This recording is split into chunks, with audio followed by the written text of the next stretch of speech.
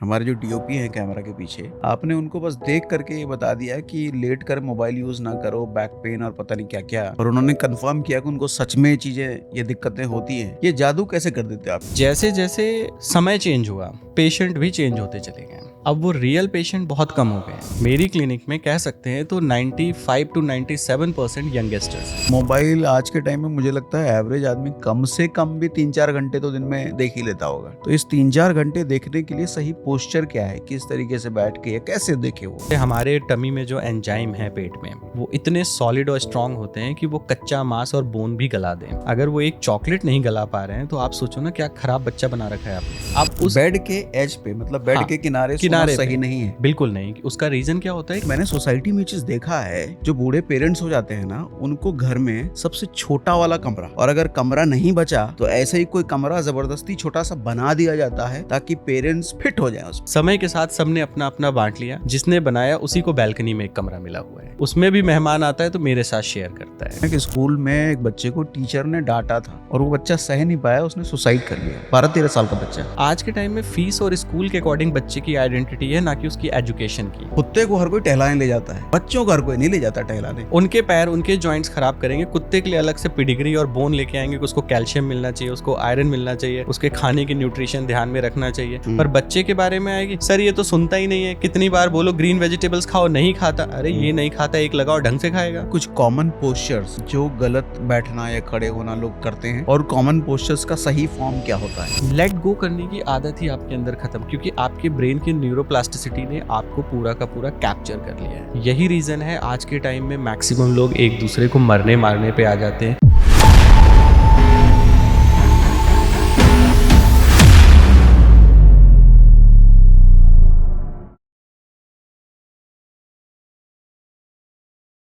आपने एस्ट्रोलॉजर बहुत देखे होंगे, फिजियोथेरेपिस्ट भी बहुत देखे होंगे, लेकिन ऐसा कोई नहीं देखा होगा जो फिजियोथेरेपी के फील्ड में एस्ट्रोलॉजी का काम करे, एस्ट्रोलॉजर का काम करे। यानी कि आपके शरीर को देख करके आपके शरीर के अंदर क्या दिक्कत आ रही है, कहाँ दर्द हो रहा है, कौन सी नर्व टेढ़ी मेढ़ी होने वाली है, ये बस देख के बता देते हैं। और सिर्फ देख के बता देते हैं, आम लोगों का नहीं है भैया, बड़े बड़े सेलिब्रिटीज़ का देख के बताते हैं। ये नेता मंत्री इनके क्लिनिक में आकर के इनसे इलाज करवाते हैं। कुछ ऐसे भी जिनके खुद के बड़े बड़े हॉस्पिटल हैं, वो भी इनके क्लिनिक में आके इलाज कराते हैं। तो आज हमारे साथ जो गेस्ट हैं वो हमारे मित्र भी हैं, डॉक्टर भी हैं, और बहुत बड़े फिजियोथेरेपिस्ट भी हैं, जो लोगों की ढांचा, ऊपरी ढांचा देख करके उसके अंदर की बीमारी बता देते हैं। तो हमारे साथ हैं आज मिस्टर महिपाल जी। महिपाल जी, कैसे हो आप? मैं बहुत बढ़िया हूँ, थैंक यू सो मच। हाँ, तो इंट्रो ठीक दे दिया मैंने आपका? बहुत बढ़िया। ठीक है। तो महिपाल जी, आज विस्तार से मुझे बहुत सारी समस्याओं का समाधान मुझे भी मिलेगा और लोगों को भी मिलेगा। हालांकि मेरी तो अपने बहुत सारी समस्याएं ठीक करी हैं। तो मैं शुरुआत सबसे पहले यहाँ से करूँगा। आप फिजियोथेरेपिस्ट हैं जी। फिजियोथेरेपिस्ट का मतलब आम लोग दो चीज़ जानते हैं जी। एक तो जब कोई ऑपरेशन हुआ है तो डॉक्टर बोलता है 6-7 दिन के लिए, 10 दिन के लिए फिजियोथेरेपी होगी। दूसरा, जब फिजियोथेरेपिस्ट, बहुत सारे लोग जानते हैं, तो फिजियोथेरेपिस्ट का मतलब उनके क्लिनिक जाओ, कुछ वाइब्रेटर्स रखे होंगे, कुछ मशीन होगी, इधर चिपकाएंगे उधर चिपकाएंगे, वो वाइब्रेट करेगा, वही होते हैं फिजियोथेरेपिस्ट, और वो 400-500 रुपये फीस लेते हैं, वो हो गए। आप उस तरह के नहीं हो, क्योंकि मैं आपसे पर्सनली मिला हूँ, जानता हूँ, आपने मेरा भी करा है, मेरी फैमिली का भी ट्रीटमेंट करा है। तो आपका सारा इलाज उंगलियों से होता है जी। अब मुझे ये समझाओ कि उस तरह के फिजियोथेरेपिस्ट और आपके टाइप के फिजियोथेरेपिस्ट में फ़र्क क्या है? उनको भी हम फिजियोथेरेपिस्ट बोल रहे हैं, आप भी फिजियोथेरेपिस्ट? पहले तो मैं आप सब लोगों को थैंक यू बोलना चाहूँगा यहाँ बुलाने के लिए। और मैं doctor Mahipal Singh, physiotherapist and ergonomist हूँ। फर्स्ट वन रिहैब फाउंडेशन और विंसम रिहैब सेंटर का कह सकते हैं कि डायरेक्टर फाउंडर। फिजियोथेरेपिस्ट को लेके बहुत सारी चीज़ें लोगों के दिमाग में होती हैं। ये अक्सर हमसे पूछते हैं कि क्या वो मशीनें लगाते हैं वो फिजियोथेरेपिस्ट हैं या हम फिजियोथेरेपिस्ट हैं, ऐसी चीज़ें। देखिए, पेन मैनेजमेंट के लिए मशीनें बहुत अच्छी होती हैं, कुछ हद तक ट्रीटमेंट भी, क्योंकि उन मशीनों को भी R&D डिपार्टमेंट से बनाया जाता है, रिसर्च टीम होती है, उनके ऊपर प्रॉपर पूरी टीम बैठकर उन्हें मैन्युफैक्चरिंग करती है। आज तक कोई पेन या मेरी फैमिली मेंबर कोई भी पेन उन मशीनों से ठीक नहीं हुआ। नहीं, लेकिन आपकी उंगलियों के जादू से जरूर ठीक हुआ है। क्योंकि मेरा जो काम है वो बहुत ही बेसिक मैं करता हूँ, क्योंकि फिजियोथेरेपिस्ट का मतलब होता है भौतिकी चिकित्सक, है ना, फिजिकल थेरेपिस्ट। तो वो इलेक्ट्रोथेरेपी होती है, वो एक पार्ट है फिजियोथेरेपी का, ना कि वो कंप्लीट ट्रीटमेंट है, ना ही वो कंप्लीट फिजियोथेरेपी है। अगर हमें 5 साल पढ़ाया जाता है तो हमें सारी मसल्स, जॉइंट्स, लिगामेंट, टेंडन, पूरी एनाटॉमी, फिजियोलॉजी, साइकोलॉजी, ये सारी चीज़ें पढ़ाई जाती हैं जिससे हम पेशेंट को ट्रीट कर सके। कई बार ऐसा भी होता है कि हमें पेशेंट को सिर्फ उसको असिस करके उसको समझना, उसको जानना कि उसे समस्या क्या है, इसीलिए मैं साइकोलॉजी भी पढ़ाई जाती है कि वो चाहता क्या है, उससे भी चीज़ें ठीक होती हैं। Okay. अब मैं जो काम करता हूँ वो सीधे सीधे मसल्स, लिगामेंट, टेंडन, इन पे ही काम करता हूँ। ये समझाइए, मसल्स तो समझ में आ गया, बाकी 3 चीजें नहीं है। जैसे देखिए, मैं आमतौर से सबको बताता हूँ कि आप घर बनवाते हैं, ठीक है, तो घर बनवाने के लिए जो घर का ढांचा बनता है वो सरियों से बनता है, कि सीधे सीधे लोहे की सरियाँ खड़ी कर दी गई, वो हमारी बोन होती हैं एक तरीके से, और उनको जोड़ते हैं जब हम तारों से बांधते हैं 2 बोन को आपस में, या कुछ चीज़ों को आपस में कि वो स्ट्रांग हो, उसके बीच में हम मटेरियल डाल सकें, तो उन्हें हम कहते हैं लिगामेंट टेंडन, जो वायर्स का काम करते हैं। कुछ मसल से बोन को कनेक्ट करते हैं, कुछ बोन टू मसल्स कनेक्ट करते हैं, या मसल टू मसल कनेक्ट करते हैं। ये छोटे छोटे कनेक्टर्स होते हैं जो हमेशा हमें जॉइंट प्रोवाइड करते हैं, और यही हमारे जॉइंट्स के बीच में फ्लेक्सिबिलिटी या डिस्टेंस भी देते हैं। ठीक है। तीसरी चीज़ आती है मसल्स। अब जो उसके ऊपर सीमेंट का काम होता है, वो एक तरीके से हमारी मसल्स हैं, कि पूरा का पूरा हमने सीमेंट एक लगा दी है कि उस स्केलेटल को सपोर्ट करने के लिए, ये हमारी मसल्स होती हैं, सीमेंट। अब उसके ऊपर सीमेंट के बीच में झिर्रियाँ कटी होती हैं जहाँ से सारी वायरिंग जाती हैं, वो होती हैं हमारी nervous systems. Nervous system, okay, है ना, जैसे कि अभी मैं इसके बारे में बताऊंगा, बहुत डिटेल है ये चीज़ें जो वायरिंग का काम करती है। जैसे ब्रेन ने कमांड दिया, ये उंगली घुमानी है, इस उंगली को ऐसे चलाना है, किस तरीके से चलानी है, या आइस देख रहा है तो हैंड किस तरीके से एक्टिविटी, वही काम होता है। जैसे आपके इलेक्ट्रिक वायर्स होते हैं, वो आपका फ़ैन ऑन करना है, लाइट ऑन करनी है, या और भी इलेक्ट्रॉनिक अप्लाइंसेस जो आपने ऑन करने हैं, तो सेम नर्वस सिस्टम होती है जो ब्रेन से इंफॉर्मेशन देती है कि इन चीज़ों को आपने करना है। उसके ऊपर एक लेयर आती है फेशिया की, हर ऑर्गन के ऊपर, कि आपस में वो स्टिकी ना हो, फ्रिक्शन या मूवमेंट, आप मसल्स को भी हिला के देखोगे तो ऊपर नीचे, ठीक है, वो होती है हमारी पुट्टी। अच्छा, एंड उसके ऊपर होता है हमारी स्किन, पेंट, ओके, है ना। तो जितना अच्छा पेंट है, इट मीन्स उतनी अच्छी मसल्स हैं। जैसे अच्छा, होता है ना कि मतलब अगर जिसकी स्किन अच्छी है उसका मसल भी अच्छा होगा, बहुत अच्छा होगा। जैसे होता है ना कि आपकी दीवार में अगर सीलन है तो आप कितना बढ़िया पेंट कर लीजिए, वो पपड़ी गिरती रहेगी। वैसे ही अगर हमारी मसल हाइड्रेटेड है तो वो उतनी ही अच्छी शाइन करती रहेगी, ग्लो करेगी। जैसे हाइड्रेटेड है कहने का मतलब जैसे अच्छा है, ऐसा क्या? हाँ, पानी अच्छा है, ब्लड सप्लाई अच्छी है, ऑक्सीजन अच्छा है, इसका खाना यही है। अब जैसे कभी आप बड़े परेशान और इरिटेटेड रहते हैं तो आप देखेंगे कितनी भी अच्छी क्रीम लगाइए, चेहरे पे ड्राइनेस रहेगी, वो स्टिफनेस, वो सूखापन सा दिखेगा। अगर परेशान है तो, अगर आप परेशान हैं, इरिटेटेड हैं, सफोकेटेड हैं, तो प्रॉपर अगर बॉडी में उस तरीके से इरिटेशंस आएंगी तो ऑटोमेटिक आपकी स्किन चेंज हो जाएगी। जब आप किसी को देखते हो कि सरप्राइजली अरे ये आ गया, एकदम से आप खुश हो जाते हो, स्माइल करते हो, पूरा चेहरा चेंज हो जाता है।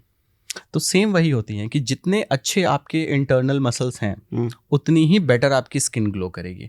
तो ये बहुत प्राइमरी स्टेज होती है आपको ये जज करने के लिए, असिस्ट करने के लिए कि मेरी बॉडी वीक हो रही है। आप देखोगे जैसे फीवर है, फीवर में बॉडी में ड्राइनेस आएंगी, इंटरनली इन्फेक्शन है, ऑटोमेटिक स्टार्ट हो जाएगा। बहुत देर धूप में रहो, स्किन काली, तो जैसे ही आपकी स्किन पे प्रॉब्लम आ रही है, इट मीन्स आपकी मसल डिस्टर्ब हो रही है। अब आपका डॉक्टर असेस करेगा कि मसल्स क्यों वीक हो रही हैं, ज़्यादा थकने की वजह से हो रही हैं, इंटरनल इन्फेक्शन की वजह से हो रही हैं, बॉडी वीक है, आपका न्यूट्रिशन अच्छा नहीं है। तो किसी भी चीज़ की प्रॉब्लम अगर बॉडी में आई तो सबसे पहले आपकी मसल्स ही अपनी हेल्थ बताती है कि मैं कमज़ोर हो रही हूँ, और वो दिखती है आपकी स्किन से। तो अभी आपने एक बड़ी जादूगरी चीज़ करी। हमारे जो डीओपी हैं कैमरा के पीछे, आपने उनको बस देख करके ये बता दिया कि लेट कर मोबाइल यूज़ ना करो, बैक पेन और पता नहीं क्या क्या, और उन्होंने कंफर्म किया कि उनको सच में चीज़ें, ये दिक्कतें होती हैं। ये जादू कैसे कर देते आप? ये सर, ये जादू तो मैंने अपने घर में बचपन से देखा है। जैसे मेरी दादी हों, मेरी मदर हों, मेरी सिस्टर हों, उन लोगों को अपना किचन बड़ा प्यारा लगता है। तो सीटी जब बजती है तो उसके धुएं से उसकी जो हल्की हल्की फ्रेग्रेंस आती है वो बता देती है दाल पक गई है, या वो चावल की फ्रेग्रेंस से बता देती हैं कि चावल पक गया है। क्योंकि कच्चे की स्मेल, पकने की स्मेल, या उसमें सॉल्ट ज़्यादा है उसकी, या उस एक चम्मच को खाने से, ये होता है जब आप अपने काम से बहुत ज़्यादा प्यार करते हैं। तो मुझे पता कैसे चलता है, क्योंकि इतने सालों से काम करते करते, इन पोस्चर को असेस करते करते ये चीज़ें अपने आप समझ में आ जाती हैं। और मैक्सिमम मैं अगर कहूँ तो जब मैंने फिजियोथेरेपी ज्वाइन की थी तब से आज तक में, उस टाइम पे जो पेशेंट होते थे वो होते थे रियल बैक पेन के, नी पेन के, नेक पेन के। तो पढ़ाया भी जाता था कि यही पेशेंट आएंगे आपके पास। ओके। आर्थराइटिस के, सर्वाइकल के, या कुछ फ्रैक्चर हो गए वो केसेस आएंगे, चोट लग गई है जिन्हें, या आप हॉस्पिटल्स में रहेंगे जो पोस्ट ऑपरेटिव पेशेंट हैं, आप उन्हें ट्रीट करोगे। लेकिन आप तो अपने रिहैब सेंटर में, मैं उन लोगों को देख रहा हूँ, आपके पेशेंट्स जो हैं जो मेंटली बहुत वीक हैं, जो फिजिकली चैलेंज हैं, जो भगवान ने ही जिनको थोड़ा अलग तरीके से बनाया है, आप उन लोगों को ट्रीट कर रहे हो फिजियोथेरेपिस्ट के जरिए। ये कैसे होता है? हाँ, ये मैं आपको बताता हूँ, क्योंकि अभी जो मैं आपको बता रहा था कि ये पेशेंट आएंगे, पर मज़ेदार बात क्या है कि जैसे जैसे समय चेंज हुआ, पेशेंट भी चेंज होते चले गए। अब वो रियल पेशेंट बहुत कम हो गए हैं। मेरी क्लिनिक में कह सकते हैं तो 95 to 97% यंगस्टर्स हैं। ओके। जो अपने पेन को लेकर आते हैं, क्योंकि मेरे हिसाब से सिर्फ बॉडी में 3 से 4 पेन होते हैं। पहला पेन होता है इंजरी, कि सीधे सीधे आपको चोट लग गई। दूसरा पेन होता है रिपीटेटिव स्ट्रेन इंजरी, कि एक ही पोस्चर में या एक ही मसल्स कॉन्टिन्यूस काम करती रहती है, वो वीक होती है, टायर्ड होती है, फिर वो इंजर्ड होती है। ओके, है ना। थर्ड पेन होता है आपका इंटरनल ऑर्गन के इन्फ्लेमेशंस, जैसे लाइक आपको स्टमक पेन है या हार्ट की वजह से पेन आ रहा है। जब भी आपका इंटरनल ऑर्गन डिस्टर्ब या डैमेज होना स्टार्ट होगा किसी भी रीजन, किसी भी डिजीज़ या इन्फेक्शन की वजह से, तो भी वो आपकी मसल्स और नर्व को पेन क्रिएट करता है। एंड लास्ट पेन होता है साइकोलॉजिकल पेन। ये मैं आपको आगे बताऊंगा कि किस तरीके से होता है। तो ये पेन है जिनकी वजह से मैक्सिमम आज की यंग जनरेशन इफेक्टेड हो रही है और परेशान हो रही है। इन पेन को एग्जांपल के जरिए बता सकते हो? मतलब यंग जनरेशन ऐसा क्या कर रही है, कौन सा क्या हो रहा है बॉडी में, क्या पेन जनरेट हो रहा है? देखिए, इसमें सबसे बड़ी प्रॉब्लम जो आज के टाइम में सबसे ज़्यादा है वो है आपका स्क्रीन टाइम। मैक्सिमम लोगों को देखेंगे आइस में ड्राइनेस, इचिंग, वो बार बार अपनी आइस को इस तरीके से प्रॉब्लम करते रहते, स्क्रैच करना या रब करना करते हैं। इवन वो आई स्पेशलिस्ट को भी दिखाते हैं, आई स्पेशलिस्ट कहते हैं रेटिना ठीक है, बट आई मसल्स आपकी वीक है। रीज़न इज़ कि जब मैं आपसे बात कर रहा हूँ, आइस ब्लिंक कर रहा हूँ, आसपास चीज़ों को देख रहा हूँ, तो मेरे ब्रेन में भी न्यू न्यूरोप्लास्टिसिटी हो रही है कि अच्छा ये फ्लावर अच्छा है, वाओ ये लाइट अच्छी है, आप कैसे बैठे हैं। बट वही जब हम एक फ़ोन पे रहते हैं तो हम कांस्टेंट देख रहे हैं और स्क्रॉल किए जा रहे हैं, तो नॉन स्टॉप हमारी आइज़ जो है वो बिना ब्लिंक किए काम कर रही है, और उस स्ट्रेन और उसका ग्लेयर भी हमारी आइज़ पे आ रहा है। तो ऑब्वियसली आप अपना हाथ ऐसे रखिए, इसको नीचे ऊपर करते रहिए, आपकी रिपीटेशन हो जाएंगी 100, 500 अकॉर्डिंग टू योर हेल्थ, आपकी मसल्स हेल्थ जो भी। बट अगर आपको कहो कि ऐसे स्टेबल करके आप रख दो, तो थोड़ी देर में इसका ब्लड सर्कुलेशन रुकना शुरू हो जाएगा, हाथ नम पड़ेगा, थकेगा और आप टायर्ड हो जाएंगे। ये नॉर्मल होता है, इसीलिए हमें छोटे छोटे।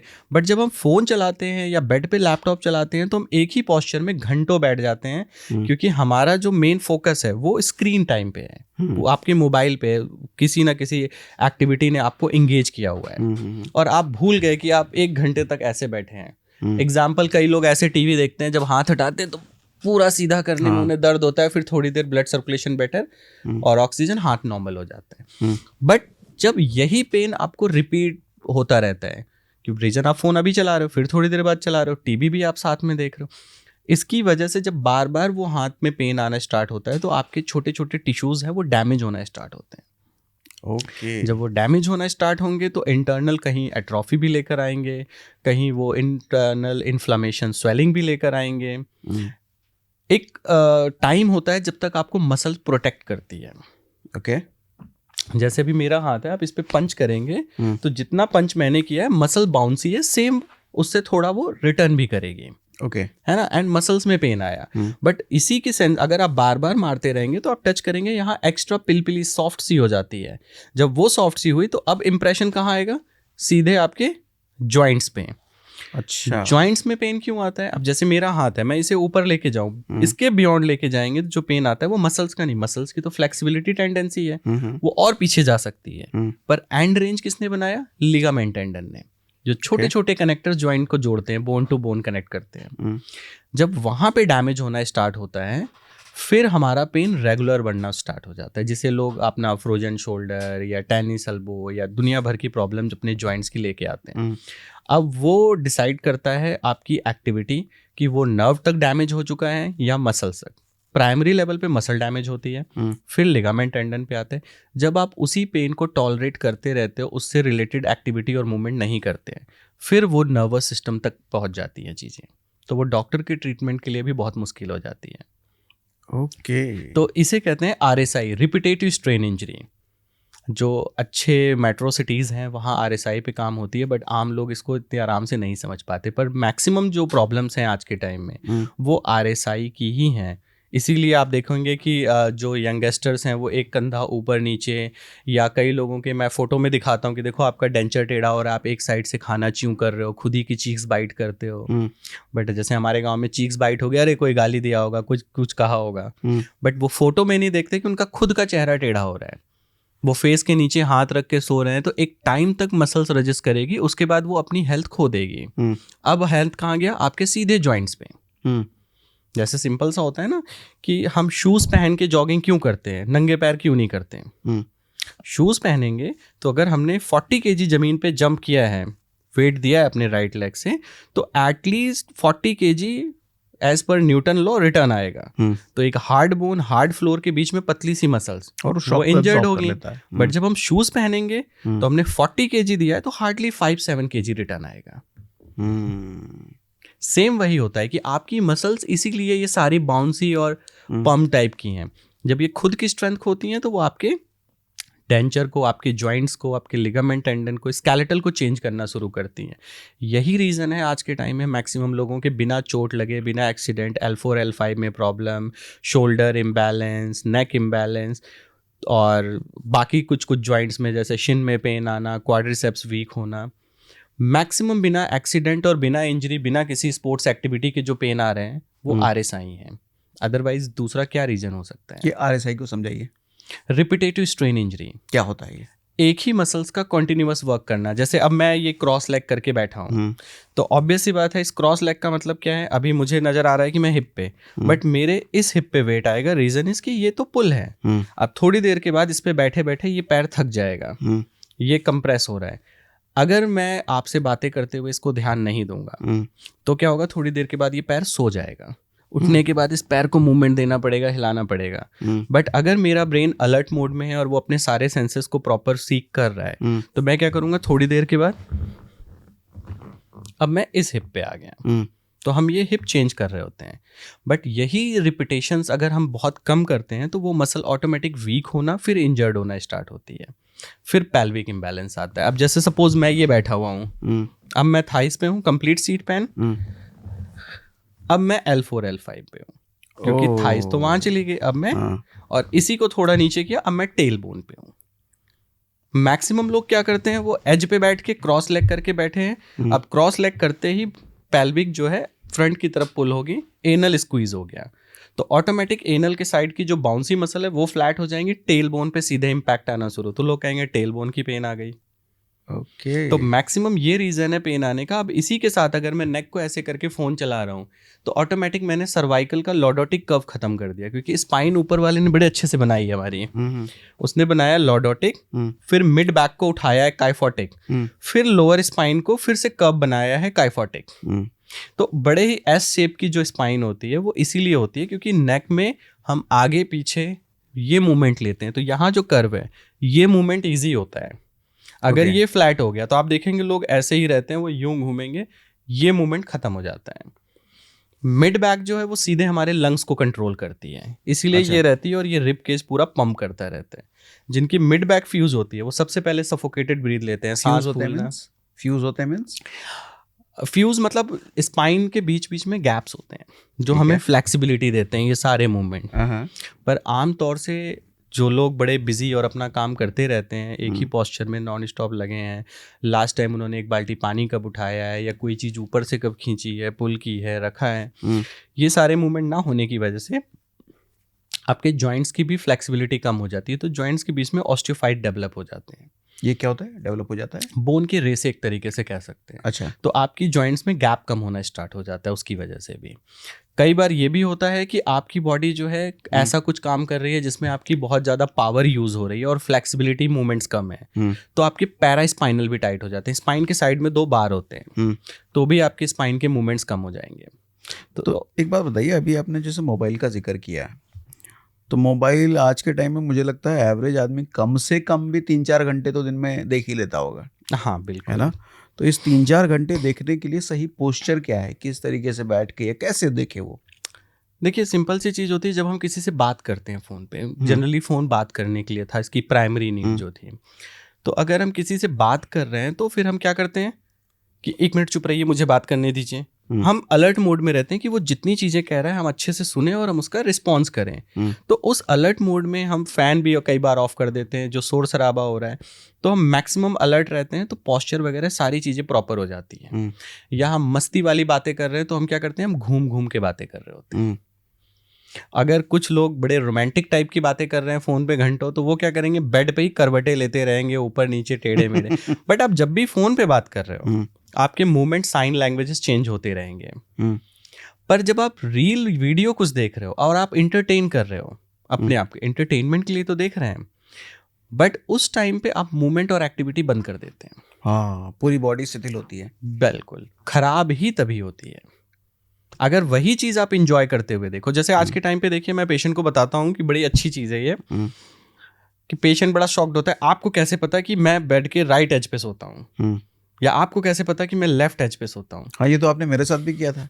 मुझे पहली बार मिल करके इन्होंने मेरे सोने का पोस्चर बता दिया था, किस किस तरीके से मैं सोता हूँ, और वो बिल्कुल सही था वो। हाँ, आप तो कुछ कह रहे थे। क्योंकि होता क्या है कि जैसे हम 2 लोग जनरली साथ में सोते हैं, अगर मैं मैरिड कपल की बात कर रहा हूँ अगर, तो होता क्या है कि हम बातें साथ में करते हैं, पर जैसे ही नींद आती है 2 लोग 2 डायरेक्शन में चले जाते हैं, क्योंकि हमें फ्रेश ब्रीथ करनी होती है, ब्लैंक ब्रीथ। एक दूसरे के फेस के सामने अगर हम फेस करके सोते हैं तो हीट ब्रीथ होती है, अनकंफर्टेबल होता है। तो जनरली 2 लोग 2 साइड में चले जाते हैं। अच्छा, और ये वजह होती है क्या? हाँ, ये हालांकि वजह जानबूझकर कोई नहीं करता होगा, कोई मुझे नहीं लगता है। ये देखिए, बॉडी ऑटोमेटिक आपको कंफर्ट जोन देती है, तो आप क्या करेंगे, एक साइड चले जाएंगे। तो जब आप एक एज पे जाएंगे तो आप पूरी रात उस एज पे सो रहे हो। आप उस बेड के एज पे, मतलब बेड के किनारे सोना सही नहीं है? बिल्कुल नहीं। उसका रीजन क्या होता है कि आप एक ही साइड सो रहे हो, तो बॉडी का एक हिस्सा, एक साइड का, वो कंप्रेस है पूरी रात। अब वही हर रोज रिपीट हो रहा है। ओके। अब जब वो हर रोज रिपीट होगा तो ऑटोमेटिक उस साइड का हिस्सा आपका बॉडी का टाइट होना स्टार्ट हो जाएगा और दूसरा साइड बल्जी। इसीलिए मैक्सिमम लोगों के शोल्डर इम्बैलेंस हो जाते हैं, एक चेस्ट डाउन हो गई, एक चेस्ट अप हो गई, या कंधा ऊपर नीचे हो गया, तो ऑटोमेटिक समझ में आ जाता है कि भाई ये आदमी ये काम कर रहा है। क्योंकि ये सब चीज़ें होती क्या है, जैसे अब टीवी देखने के लिए मैक्सिमम लोग बेड के राइट एज पे बैठ के टीवी देख रहे होते हैं। बेड के राइट एज पे, जो कि बेड पे टीवी देखनी ही नहीं चाहिए। पहले के हमारे बुजुर्ग कितने बढ़िया थे, वो सो के उठते थे, पूरा बिस्तर फोल्ड कर देते थे कि बेड पे अब कोई जाएगा ही नहीं। क्योंकि बेड पे कोई भी सीधा नहीं बैठ सकता। मिनिमम आपकी डेंसिटी अगर होगी या उसकी मोटापा देखेंगे बेड का, तो 6 इंच से 8 इंच कॉमन है। अब जैसे ही मैं इस पे बैठा हूं तो जहां मेरा हिप है, जहां वेट है, वो कंप्रेस हो गया। अब मैं धीरे धीरे आगे जाऊंगा, फिर पीछे आऊंगा, तो कोई नहीं बैठता, सब लोग लंबा लेट जाते हैं। तो वो अपनी L4 L5 पे बैठते हैं और स्ट्रेस में। टीवी अलग चल रहा है, फोन अलग चल रहा है, बगल वाले से कोई बात नहीं। जो कि टीवी जब भी देखो तो उसका मतलब होता है इंजॉय हम कर रहे हैं, एक दूसरे से बातें करें। उसमें बॉडी लैंग्वेज, मूवमेंट्स, एक्टिविटी, जैसे ही एक्टिविटी होती है आप नॉर्मल हो जाते हो। बट आप जब मोबाइल देख रहे हो, टीवी अलग चल रही है, आप किसी से बात ही नहीं कर रहे हो, तो बॉडी में स्ट्रेस, यही RSI है, यही आज के टाइम में मैक्सिमम लोग कर रहे हैं। इसीलिए उनके बच्चे भी खराब हो रहे हैं। बच्चे खराब हो रहे हैं मीन्स? क्योंकि अब जैसे आप बात करें घर में, अब मेरी डॉटर जो है वो मुझे तंग कर रही है, तो हम क्या करते हैं, बेटा फ़ोन लो, वहाँ बैठो, अंकल से बात करने दो। तो ये आदत हम पकड़ाते हैं। बच्चे को तो नहीं पता ना कि जब अंकल आएंगे तभी फ़ोन मिलेगा। या धीरे धीरे वो एक पैटर्न समझ जाती है कि मुझे फ़ोन कब मिलेगा, आप ये कहीं बिजी हैं, मैं आप फ़ोन मांग सकती हूँ। आपने फॉर ग्रांटेड एक दिमाग में चीज़ डाल दी कि आपको प्राइवेसी चाहिए, तो मैं डिस्टर्ब करूंगी तो मुझे कुछ ना कुछ इंसेंटिव मिलेगा। आज वो फ़ोन है, कल वो दूसरी चीज़ें होंगी, फिर वो तीसरी चीज़ें होंगी। उसे अच्छे से पता है कि अगर मैं इरिटेट कर रही हूँ उस पर्टिकुलर टाइम पे तो मुझे चीज़ें मिलेंगी। ये भी बहुत कॉमन है, क्योंकि देखिए एक बड़ी अच्छी सी स्टोरी है कि ख़ानदान में ही था। तो मेरे दादू ने पूछा कि घर में ऐसे ही कहा सुनी हो रही, तो उन्होंने कहा आओ तुम्हें एक चीज़ दिखाएं। तो गेट के बाहर लेके गए, क्या ये पूरा घर देख रहे हो? मैंने कहा हाँ। तो क्या इस पूरे घर को मैंने बनाया था कैलकाटा में जॉब करके, और लास्ट में कुछ चीज़ें रह गई थी तो मैंने तुम्हारी दादी के गहने वगैरह भी आ गए थे देने लेने पे कि इसको कंप्लीट किया जाए, भाई इज्जत की बात है, अब इतना बड़ा घर एक साथ स्टार्ट कर दिया। और जो लोग लड़ रहे हैं इसमें से किसी ने इस घर में कुछ नहीं कराया है, और सब भिड़े पड़े हुए हैं, आपस में लड़ रहे हैं। और मज़ेदार बात क्या है, मैंने घर बनवाया है, मेरे लिए ही कमरा नहीं है। उस कमरे में नहीं जा सकता, बहू रहती है, उसमें छोटे बच्चे रहते हैं, ये छोटे वाले बेटे का है, वो बड़े वाले बेटे का है। समय के साथ सबने अपना अपना बांट लिया, जिसने बनाया उसी को बैल्कनी में एक कमरा मिला हुआ है। उसमें भी मेहमान आता है तो मेरे साथ शेयर करता है कि अरे पिताजी के साथ बैठिए, बाबा जी के साथ बैठिए। तो ये समय होता है। तो मैंने कहा मगर ये चीज़ें सिखाई किसने? तो कह रहे हैं किसने सिखाई? मैंने कहा देखो, सिखाने का मतलब तो यही होता है ना, जब बचपन से चीज़ें डाली जाएं। तो अपना पराया किसने सिखाया? तो थोड़ी देर उन्होंने सोचा, कहे ये तो मैंने तुम्हें बताया कि इतनी सारी चीज़ें मैंने बनाई, आज मेरे लिए ही नहीं है, और सारी चीज़ें बंटने के बाद आज वो उन चीज़ों के लिए लड़ रहे हैं जिसको उन्होंने से किसी ने नहीं बनाया, पर वो हमेशा से मिली है इसलिए वो आदत में आ गई है। ठीक है। तो मैंने कहा कि देखिए सिंपल सी चीज़ होती है, जब मैं ही छोटा था आप मुझे प्यार करते तो आपने क्या कहा कि बेटा यहीं खा के मुंह साफ करके जाओ, बाहर अगर बाकी भाई कजन्स देखेंगे वो मांगेंगे। तो पहली बीज तो आपने डाला ना कि मुझे कजन्स को नहीं शेयर कराना है। तो पहली चीज तो दिमाग में आ गई कि मुझे उन्हें नहीं देना है, मुझे अंदर ही छुपा के खाना है, मेरे पापा लाए हैं। फिर क्या हुआ, उन्हें बताना नहीं है। ठीक है, पहली बीज आपने डाली। जब मैं बड़ा हुआ थोड़ा सा तो मैंने क्या काम किया कि भाई मेरी जितनी चीजें हैं वो मेरी रहेंगी, तुम्हारी वाली तुम्हारे साइड जाएंगी। ये वाली चीजें तो आपने ही हमारे अंदर डाली। अगर उसी समय कहते कि सब लोग मिल बांट के खाओ तो ये अपना पराया आता कहाँ से? नहीं आता।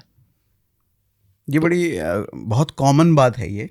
दरअसल मैंने क्या किया है ना, मैं अभी जहाँ रहता हूँ, पहले जहाँ रहता था, उससे पहले जहाँ रहता था, तो हम जहाँ भी रहे हैं अपनी माँ को ना मैंने घर का सबसे बड़ा वाला कमरा दिया है। पापा मेरे हैं नहीं, तो माँ को सबसे बड़ा वाला कमरा दिया है। हम हस्बैंड वाइफ, जो उससे छोटा कमरा होता था वो लेते थे। आज तक मैं यही फॉलो करता हूँ। इसका एक बड़ा रीज़न ये है कि मैंने सोसाइटी में ये चीज़ देखा है, जो बूढ़े पेरेंट्स हो जाते हैं ना, उनको घर में सबसे छोटा वाला कमरा, और अगर कमरा नहीं बचा तो ऐसे ही कोई कमरा ज़बरदस्ती छोटा सा बना दिया जाता है ताकि पेरेंट्स फिट हो जाए उसमें। ये मैंने देखा है सोसाइटी में। मुझे लगा कि हम, मेरे घर में ये चीज़ नहीं होना चाहिए, तो इसलिए मैंने अपनी माँ को हर जगह सबसे बड़ा वाला कमरा दिया है। आज भी वो है। तो ये बिल्कुल आपने सही कहा कि ये पेरेंट्स को हम ना एक कूड़ेदान की तरह यूज़ करते हैं। जो बूढ़े हो जाते हैं उनको कोई उनका कमरा तो रहता नहीं, घर की कोई जगह दे देते हैं, बस यहाँ पड़े रहो। नहीं सर, ये तो मैं अपनी क्लिनिक में भी देखता हूँ और मुझे बड़ा दुख भी होता है कई बार कि अभी भी मेरी क्लिनिक में जो मेजॉरिटी ऑफ पेशेंट है वो सारे यंगस्टर्स हैं, एंड वो इतने बाय नेचर अच्छे हैं, इतने बढ़िया हैं कि वो मेरी क्लिनिक में कहते हैं महिपाल जी आप बच्चों के लिए काम कर रहे हो, आपको कोई नीड हो आप हमें बताएं, हम 24 घंटे खड़े हैं, हर चीज़ के लिए खड़े रहते हैं।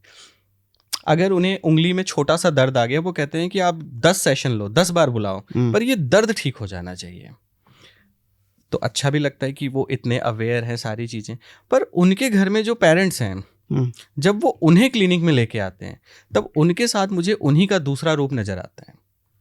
आते ही कहेंगे महिपाल जी ये बड़े एक्टिव हैं, बहुत फिट हैं, बहुत ही फर्स्ट क्लास आदमी है, आप इन्हें सिखा दीजिए, ये खुद ही कर लेंगे अपने आप।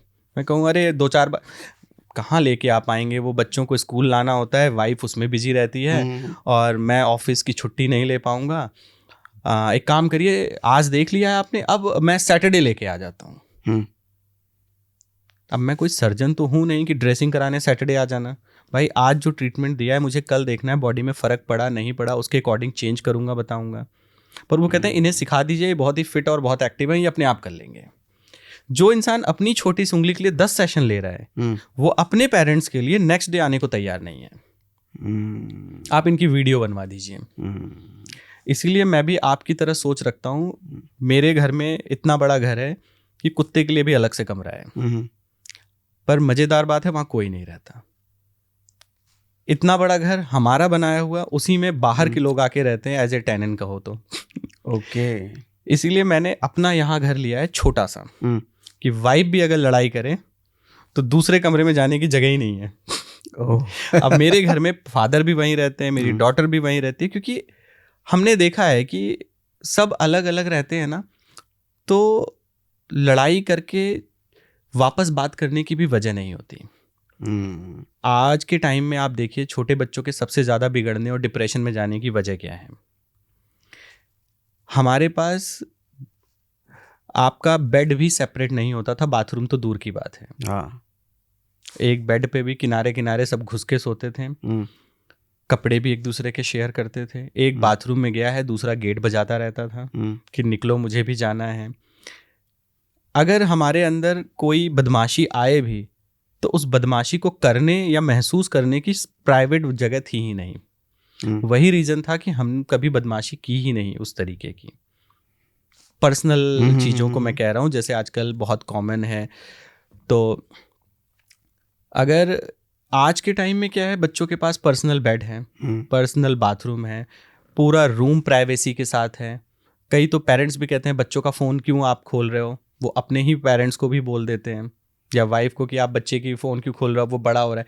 बच्चा 7th 8th का है मगर उसके पास प्राइवेसी, आप उसका फ़ोन नहीं खोल सकते, उसमें पासवर्ड लगा हुआ है। अब क्या होता है कि उसमें सबसे बड़ी चीज़, आज के टाइम में बच्चे अपनी बॉडी के हर चेंजेस को फील करते हैं। अब उन चेंजेस को फील करना, उन्हें देखना, उन्हें महसूस करना, कई बार उन पर्टिकुलर मसल्स या एक्टिविटी में बॉडी ने एंजॉय करना शुरू किया तो वो एक अलग ही ट्रैक पकड़ लेते हैं। हाँ, कोई टोकने वाला भी नहीं है ना। दूसरी चीज़ सबसे बड़ी क्या है कि उनके पास सारी चीज़ें पर्सनल प्राइवेसी हैं। अब उन्हें कोई बोल नहीं सकता है।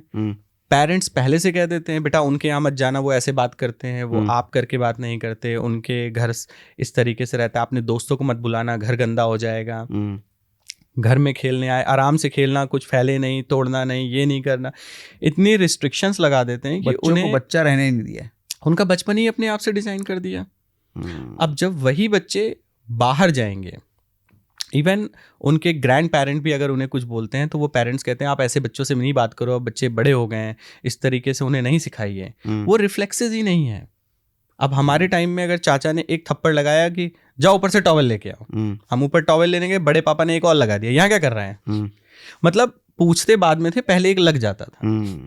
तो आज के टाइम में भी ईगो हर्ट होता ही नहीं है छोटी मोटी चीज़ों से। पर अब की जनरेशन के बच्चों को आप बोल के तो देखो, ये बहुत बड़ा रीज़न है उनके डिप्रेशन में जाने का कि सबसे पहला उनका स्टेटमेंट आता है, आज तक हमारे पेरेंट्स ने हमसे ऐसे बात नहीं की, आप कैसे कर सकते हैं, आपकी हिम्मत कैसे हुई, आप मुझसे ऐसे बात नहीं कर सकते हैं, आप इस तरीके की लैंग्वेज मेरे साथ यूज़ नहीं कर सकते हैं। अभी कुछ दिनों पहले की घटना है कि स्कूल में एक बच्चे को टीचर ने डांटा था और वो बच्चा सह नहीं पाया, उसने सुसाइड कर लिया। 12-13 साल का बच्चा। उसका रीज़न यही है कि उस तरीके से डिज़ाइन किया हुआ है बच्चों को। आप उन्हें कुछ बोलते नहीं है, उनके कपड़े, उन्हें कौन सा कलर पसंद है, कुछ नहीं, आपके ऊपर ये कलर अच्छा लगेगा, आप बेटा ये पहनो। इस ब्रांड का कपड़ा, अभी से बच्चों को ब्रांड्स की वैल्यू है, कपड़े की नहीं। आप सिंपली देखिए, वो दोस्त भी पेरेंट्स चूज करते हैं, आप उनसे बात करो, उनके पापा डॉक्टर हैं, उनके पापा इंजीनियर हैं, उनके पापा से मुझे बात करनी है, कौन है। पेरेंट्स पहले बात करते हैं, फिर बच्चा अलाउ करते हैं कि आप बात करो। यहाँ पे आने के बाद मैंने देखा है कि कोई अगर बच्चों से पूछता है बेटा किस स्कूल में हो, हमारे टाइम में होता था किस क्लास में हो, कौन सा सब्जेक्ट स्ट्रांग है, आप किस स्कूल में हो, अच्छा इसमें हो, क्यों इसमें नहीं कराया, ये तो बहुत अच्छा स्कूल है। आज के टाइम में फीस और स्कूल के अकॉर्डिंग बच्चे की आइडेंटिटी है, ना कि उसकी एजुकेशन की। और बच्चे से जब पूछा जाता है किसी स्कूल में हो, तो उससे ये नापा जाता है कि बच्चे के बाप की औकात क्या है। ऑब्वियसली ये इस समय का बहुत बड़ा फैक्टर है, ये सबसे बड़ा फैक्टर है। और यही रीज़न है बच्चों के डिप्रेशन में जाने का, क्योंकि वो बच्चों के साथ तो खेल ही नहीं रहे। लड़ाई करके चोट लगती है वो उन्हें पता ही नहीं है, जंप करने से जॉइंट्स स्ट्रांग होते हैं उन्हें नहीं पता। मेरी क्लिनिक में तो कितने नॉर्मल बच्चे भी आते हैं, उनके पेरेंट्स, और वो कहते हैं हम अभी से शुगर नहीं देते, इन्हें चॉकलेट नहीं देते, क्योंकि ये खराब चीज़ें हैं। तो बच्चों को चॉकलेट, मीठा, शुगर खाना चाहिए? सर देखिए, इन सब को खाने लायक बनाना चाहिए। मतलब खाना चाहिए क्या होता है, इसको खाने लायक बनाना चाहिए बच्चों को। जैसे हमारे टमी में जो एंजाइम है पेट में, वो इतने सॉलिड और स्ट्रांग होते हैं कि वो कच्चा मांस और बोन भी गला दें। अगर वो एक चॉकलेट नहीं गला पा रहे हैं तो आप सोचो ना क्या खराब बच्चा बना रखा है आपने। एक रोटी डाइजेस्ट नहीं कर पा रहा है, जहाँ कच्चा मीट डाइजेस्ट हो जाता है, कच्ची रोटियां लोग डाइजेस्ट, पहले आज सब मिलेट करके खा रहे हैं, पहले ये उनका खाना होता था जिनके पास खाना नहीं होता था, कि थोड़ा सा अनाज है उसको भून के पिसवा लिया और कहीं पानी मिला उसका लड्डू बनाया और खा लिया, या दूर दूर तक पैदलों जाना रहता था तो ये खराब नहीं होगा, जहाँ नल हैंडपम्प मिला पानी में बनाया थोड़ा, वो सत्तू ही तो मिलेट है। अब वो डाइजेस्ट हो जाता था, और आज के बच्चों को एक टॉफ़ी, एक चॉकलेट, एक चीनी डाइजेस्ट नहीं हो रही है, आम आदमियों को एक रोटी डाइजेस्ट। तो आपने अपने एंजाइम कितने ख़राब किए हुए हैं। आपके जब एंजाइम ही अच्छे नहीं होंगे तो आपको टमी में ब्लोटेड, गैस, एसिडिटी, फिर ये सारी चीज़ें मिलके शुगर, बाकी केमिकल एंजाइम्स को डिस्टर्ब करेगी ही करेगी। तो क्या बेटर बॉडी की कैपेबिलिटी, क्या बच्चों को शुगर, चॉकलेट वगैरह देना चाहिए? देखिए, किसी भी चीज़ की हद नहीं करनी चाहिए, एक लिमिट में सारी चीज़ें देनी चाहिए। लिमिट में देनी चाहिए। जैसे मैं अपने बच्चों को कभी मना नहीं करता, अगर उन्हें पिज़्ज़ा खाना है तो मैं उन्हें पिज़्ज़ा देता हूँ, मगर मैं कहता हूँ अपना लंच फिनिश करो, उसके बाद पिज़्ज़ा। उसके दो फ़ायदा, एक तो बच्चा जहाँ पूरा पिज़्ज़ा खाता वहाँ वो स्लाइस उठाएगा, दूसरा वो अपने दोस्तों के साथ शेयरिंग सीखेगा, क्योंकि पेट भरा हुआ है। और जब पेट खाली रहेगा तो पहले वो बड़ी बड़ी बाइट से खुद ही खाएगा, और फिर उसकी टमी को एक्स्ट्रा मेहनत करनी पड़ेगी उस खाए हुए खाने को डाइजेस्ट करने के लिए। पहले वो च्यू करेगा, फिर पेस्ट बनाएगा, फिर वो पेस्ट से कहीं लिक्विड फॉर्म में जाके एंजाइम्स बना के हमारे टमी में फिर बॉडी में यूज़ होगा। तो पेट को, क्योंकि खाने को डाइजेस्ट करने के लिए भी आपकी बॉडी की ही एनर्जी यूज़ होती है। अच्छा ये बताइए, बच्चे जब मोबाइल देखते हैं कई कई घंटों तक, क्या क्या नुकसान होता है बच्चों को? देखिए, बच्चों के मोबाइल देखने का सबसे बड़ा और सबसे ज़्यादा नुकसान तो ये होता है, उनके साइकोलॉजी पे बहुत फ़र्क पड़ता है, उनकी मानसिकता पे।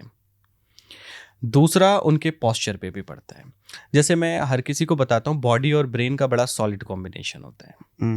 अगर ब्रेन बहुत हेल्दी और पावरफुल है, स्ट्रॉन्ग, अच्छा है, जैसे कई बार होता है ना कि आप बड़े हेल्दी और फिट फील कर रहे हो, बड़े कॉन्फिडेंट, तो आप कुछ भी पहनते हो, लोअर टी शर्ट में भी, अरे यार ठीक है, स्मार्टली आप जाते हो, मिलते हो, सारी चीज़ें। बट वहीं अगर आप थोड़ा सा दिमाग से परेशान हो, आप कितना भी बढ़िया ड्रेस पहन लो, ये कलर अच्छा नहीं लग रहा है, ये फिटिंग नहीं आ रही है, ये आप खुद ही कपड़े चेंज करते रहते हैं, या पहनने के बाद भी कंफर्टेबल फील नहीं करते हैं।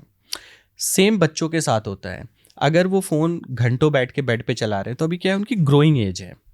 जैसे आज के टाइम में आपने देखा होगा कि कुछ लोगों की फार्मिंग बड़ी डिफरेंट टाइप की है, वो छोटे छोटे से शेप के, हार्ट शेप के, कुछ कुछ डिफरेंट शेप के, बचपन से ही उसमें एप्पल को डाल देंगे या कुछ कुछ वेजिटेबल्स को, वो उसी शेप का बड़ा हो जाता है। ठीक है। हाँ। और कुछ प्लांट्स को भी वैसे ही, कि लोहे का उन्होंने हिरन बना दिया है, एलिफेंट्स बना दिया है, एंड उसके अंदर एक बेल डाल दी है, वो धीरे धीरे पूरा ग्रीन, तो एलिफेंट वाला पेड़ बन जाता है। हाँ। सेम बच्चा अभी ग्रोइंग एज में है, अगर वो घंटों सर झुका के फ़ोन चला रहा है तो उसकी ग्रोथ भी उसी तरीके से, उसकी मसल्स उसी अकॉर्डिंगली जाएगी, स्केलेटल उसी तरीके से जा रहा होता है। यही रीज़न है कि आज के टाइम में बच्चों में सबसे ज़्यादा जॉइंट्स प्रॉब्लम, मैक्सिमम मेरी क्लिनिक में आते हैं, उनको जॉइंट्स में पेन, की लेग्स में पेन आ रहा है, बच्चा जंप कम कर रहा है, बहुत ज़्यादा मोबाइल देखने की वजह से उनके एक्सेंट चेंज हो जाते हैं। क्योंकि होता क्या है कि हम जिस तरीके से बातें कर रहे हैं, बच्चा हमें कॉपी कर रहा होता है। जब अब वो फ़ोन यूज़ कर रहा होता है तो वो फ़ोन की लैंग्वेज कॉपी कर रहा होता है। अब उसमें किस कैरेक्टर को वो पसंद करता है। जैसे कई बच्चे मेरे पास आते हैं, वो उसी एक्सेंट में बात करना शुरू कर देते हैं, तो उनकी ड्रूलिंग आना या उनकी स्पीच क्लियर नहीं होना। दूसरा चीज़ क्या होता है कि बड़ा इजी सा है कि आप अपनी आंखें बड़ी करो ऑटोमेटिक आपकी ब्रेथ बड़ी हो जाती है। आप आंखों से भी योगा कर सकते हैं। ओके, आप अपनी आंखें बड़ी करिए और सांस हल्की लेके देखिए, नहीं आएगी। मतलब आंखें बड़ी की तो मतलब ऐसा लगा कि ब्रीदिंग हुई बहुत तेजी से होगी, कोई भी ऐसे कर ले। और जस्ट आंखें अपनी बिल्कुल छोटी ऐसे कर लो, ऐसे करके हैं? और अब जोर से सांस लेके देखो बिना आंखें खोले, नहीं हो रहा, नहीं ऐसा लग आएगी। रहा है ये भी बंद हो गया है।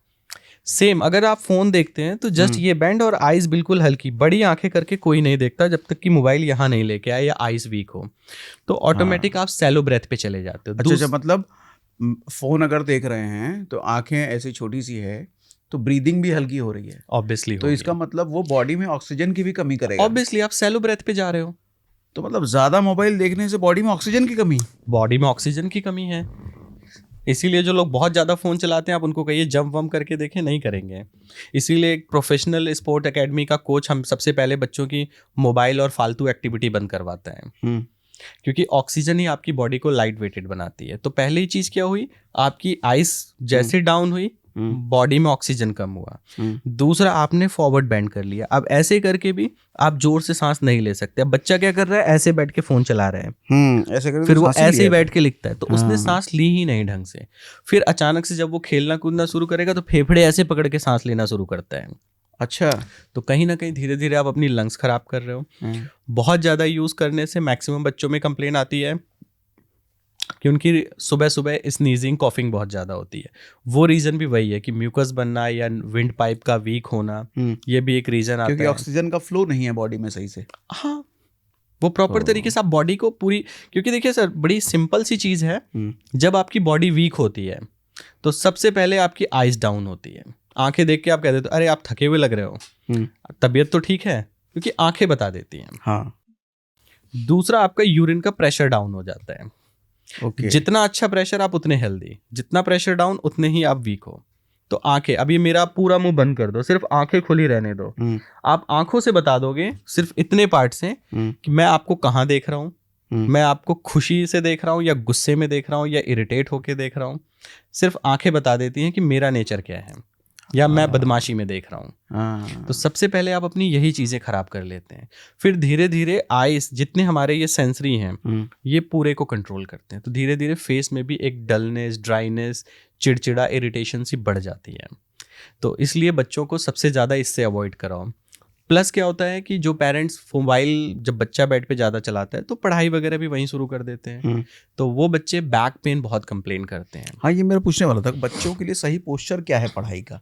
बच्चों के लिए सर सबसे अच्छा पोस्चर यही होता है कि उन्हें हमेशा स्टडी टेबल चेयर दें।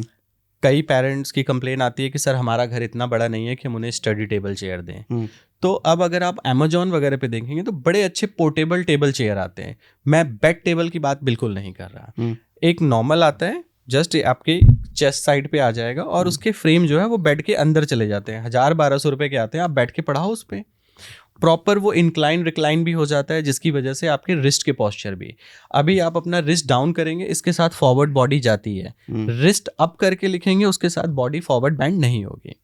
जितने भी मजिस्ट्रेट या जजेस या ये डीएम एसपी, आप उनके टेबल्स पे देखेंगे, प्रोफेशनल टेबल पे एक ग्लास का ऐसे स्लोप होता है, उसके ऊपर वो राइटिंग करते हैं, क्योंकि जब उस पे करते हैं तो आपकी बॉडी स्ट्रेट होती है। इस पोजीशन में अगर आप लिखते हैं तो बॉडी हमेशा स्ट्रेट होती है, बट ये चीज डाउन है और ऑटोमेटिक इस तरीके से, तो आप मैक्सिमम फॉरवर्ड बैंड होके लिखेंगे। लेकिन एक बात बताइए, बचपन में जैसे हम लोग के घर में तो कोई टेबल चेयर होता नहीं था, तो जमीन पे बैठ के ही पढ़ा है बचपन से। और चूंकि मैं तो सरकारी स्कूल में पढ़ा हूँ बचपन में, तो सरकारी स्कूल में बेंच कुर्सी कुछ नहीं होता था, वो नीचे दरी बिछी होती थी, वहां बैठ के पढ़ते थे। तो घर में भी ऐसे ही पढ़ा जमीन पे बैठ के, स्कूल में भी जमीन पे बैठ के पढ़ा है। तो सर आपके टिफिन में पिज्जा पास्ता भी तो नहीं जाता था। हाँ। और आपके घर में मार्बल और ग्रेनाइट भी नहीं लगा हुआ था। हाँ। और स्कूल के लिए आपके अलग से गेट पे बस भी नहीं आती थी, गाड़ी भी नहीं आती थी। हाँ। कोई बड़ा प्यार करता था तो कंधे पे लेके जाता था, नहीं तो सुबह सुबह एक लगाता था और पैदल ही भगा देता था। हाँ, ये सब होता है। लेकिन इससे क्या फर्क पड़ता है? इनसे फर्क यही पड़ता है आपकी बॉडी का यूज। आप देखो, डॉग्स जिन लोगों ने पाला होगा वो अच्छे से जानते होंगे कि बहुत ज्यादा ग्रेनाइट मार्बल पे चलने से कुत्तों के पैर भी टेढ़े हो जाते हैं। ओह, ऐसा तो होता है हम क्या? उन्हें बाहर घुमाने लेके जाते हैं मिट्टी में, उन्हें भगाते हैं ताकि उनके पैर स्ट्रांग बने, पर अपने बच्चों को भूल जाते हैं। उन्हें पार्क में भी नहीं जाने देंगे, सिक्योरिटी रीजन, बाहर भी नहीं निकलने देंगे, घर में पूरा मार्बल लगा हुआ है, उसके ऊपर भी वो चप्पल पहन के चल रहे हैं। डॉग्स के लिए आप इतना ध्यान रखोगे, इनके में नहीं रखोगे। ये कमाल की, ऐसा तो होता है, कुत्ते को हर कोई टहलाने ले जाता है, बच्चों को हर कोई नहीं ले जाता टहलाने। उनके पैर, उनके जॉइंट्स खराब करेंगे। कुत्ते के लिए अलग से पिडिग्री और बोन लेके आएंगे कि उसको कैल्शियम मिलना चाहिए, उसको आयरन मिलना चाहिए, उसके खाने की न्यूट्रिशन ध्यान में रखना चाहिए। पर बच्चे के बारे में आएगी, सर ये तो सुनता ही नहीं है, कितनी बार बोलो ग्रीन वेजिटेबल्स खाओ, नहीं खाता। अरे ये नहीं खाता, एक लगाओ ढंग से खाएगा। दूसरी चीज, उसको वो भी समझ में आएगा कि थप्पड़ लगाना, डांटना, ये सब चीजें भी नॉर्मल हैं। और नॉर्मल इन द सेंस, मैं ये नहीं कहता कि आप वायलेंस पे जाओ, जस्ट एक नॉर्मल, एक प्यार से भी हिट करना होता है, पर उसे नहीं पता प्यार से। हमने बचपन टोन चेंज करके प्यार से लगाओ। हमारे तो घर में वो सीने पे चढ़ चढ़ के मारा जाता था। हाँ, केहूनी मारा जाता था। क्योंकि आज के टाइम में अगर आप ये कह दो कि बच्चों को मारिए, तो इस पे आपको केस कर सकते हैं लोग कि आप ऐसे कैसे कह सकते हो बच्चों को डांटो मारो। आज के टाइम में बच्चों का साइकोलॉजी आप समझ रहे हैं, वो कितने डिप्रेशन में है, कितने एंजाइटी में है, कितने स्ट्रेस में है, और आप सबके सामने कह रहे हो बच्चों को मारना चाहिए, पीटना चाहिए। मारना पीटना क्या होता है? आप प्यार से तू बोल दो, लोग हर्ट हो जाते हैं, बात नहीं करते हैं। और किसी को चुप रहो यार कर दो, फिर भी वो प्यार से बात कर रहा होता है। तो बच्चों को मारने का ये मतलब नहीं होता है कि उन्हें इंजर्ड कर दो। शाबाशी में भी मारा जाता है, हाथ भी लगाया उसे भी मारा जाता है। आप अपनी टोन चेंज करके बोलो, और बच्चे की ब्रेन और उसकी साइकोलॉजी इतनी स्ट्रांग और हेल्दी रखो कि इतने से उसको फर्क ना पड़े। अगर वो इतने से फर्क पड़ रहा है तो आप अपने बच्चे को कंगारू की तरह पेट में रख के तो नहीं घूमेंगे। वो सड़क पे जाएगा, रिक्शे वाले से डांट खा सकता है, चॉकलेट टॉफी वाले से डांट खा सकता है, अपने फ्रेंड से डांट खा सकता है, और नहीं तो बॉस से डांट खाएगा, किसी से भी डांट खाएगा। वो सहने की हिम्मत होगी नहीं उसमें। तो आप अपने बच्चे को किस किस जगह पे प्रोटेक्ट करने के फेवर में हो कि आप हर जगह उसे लेके चलोगे, कहीं नहीं छोड़ोगे। आप हमेशा स्ट्रीट स्मार्ट बनाओ कि वो हर सिचुएशन में रह ले। या तो आप अपनी गारंटी ले लो कि जब तक आपका बच्चा बुजुर्ग नहीं हो जाएगा तब तक आप उसके साथ रहोगे। ऐसा तो कोई पेरेंट्स नहीं है ना, कौन कब तक है क्या पता, आपके बाद उसकी क्या हालत होगी। तो आप ऐसा डिजाइन कर क्यों रहे हो? आप उसके लिए फाइनेंशियली सिक्योर करोगे, भाई ये टर्म प्लान हो, ये एफडी हो, ये हो, वो हो, सारी चीजें आप इकट्ठा कर दोगे कि मेरे जाने के बाद भी फैमिली को तकलीफ ना हो। बट फैमिली को इतना स्ट्रांग नहीं बनाओगे कि वो किसी की चार बातें सुन के भी वहां से हट सके। आप पहले उसको फिजिकली मेंटली स्ट्रांग बनाओ। अच्छा, अभी थोड़ी देर पहले आपने कहा कि बेड के एज पे, किनारे पे नहीं सोना चाहिए, लेकिन पहले के ज़माने में जैसे बात भी हुई, एक बेड पे आज 2 लोग सोते हैं तो दोनों एज पे चले जाते हैं। पहले के टाइम पे 4-4 5-5 लोग एक ही बेड पे सोते थे, तो उसमें 2 लोग तो एज पे होते ही थे, किन दोनों किनारे वाले, उनको दिक्कत तो नहीं होती थी। सर उसका रीज़न होता था लोग फिजिकली टायर्ड होते थे। आज फिजिकली टायर्ड होने के लिए तो लोग सुबह वॉक पे जाते हैं, सब तो मेंटली स्ट्रेस्ड में है।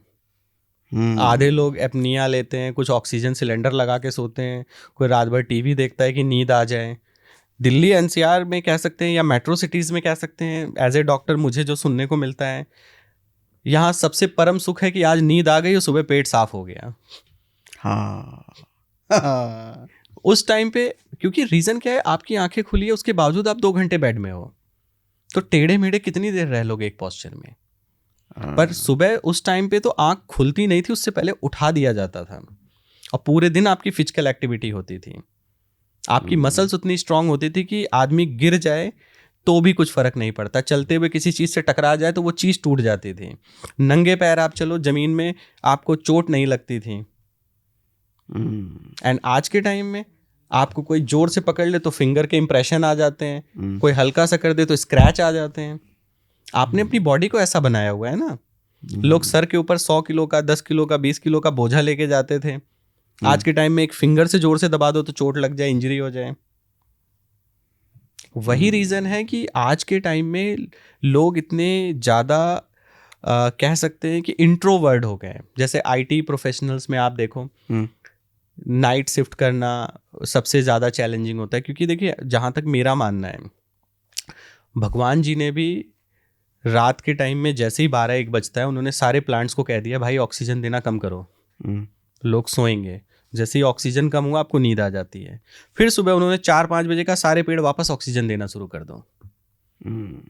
हमें भी अच्छे से पता है कि रात में कौन से प्लांट ऑक्सीजन देते हैं। अगर हमारे सिटी की पॉपुलेशन 5 लाख भी मान लो, तो मुझे तो सड़क पे 50 पेड़ भी नहीं नजर आए जो ऑक्सीजन देते हो रात में।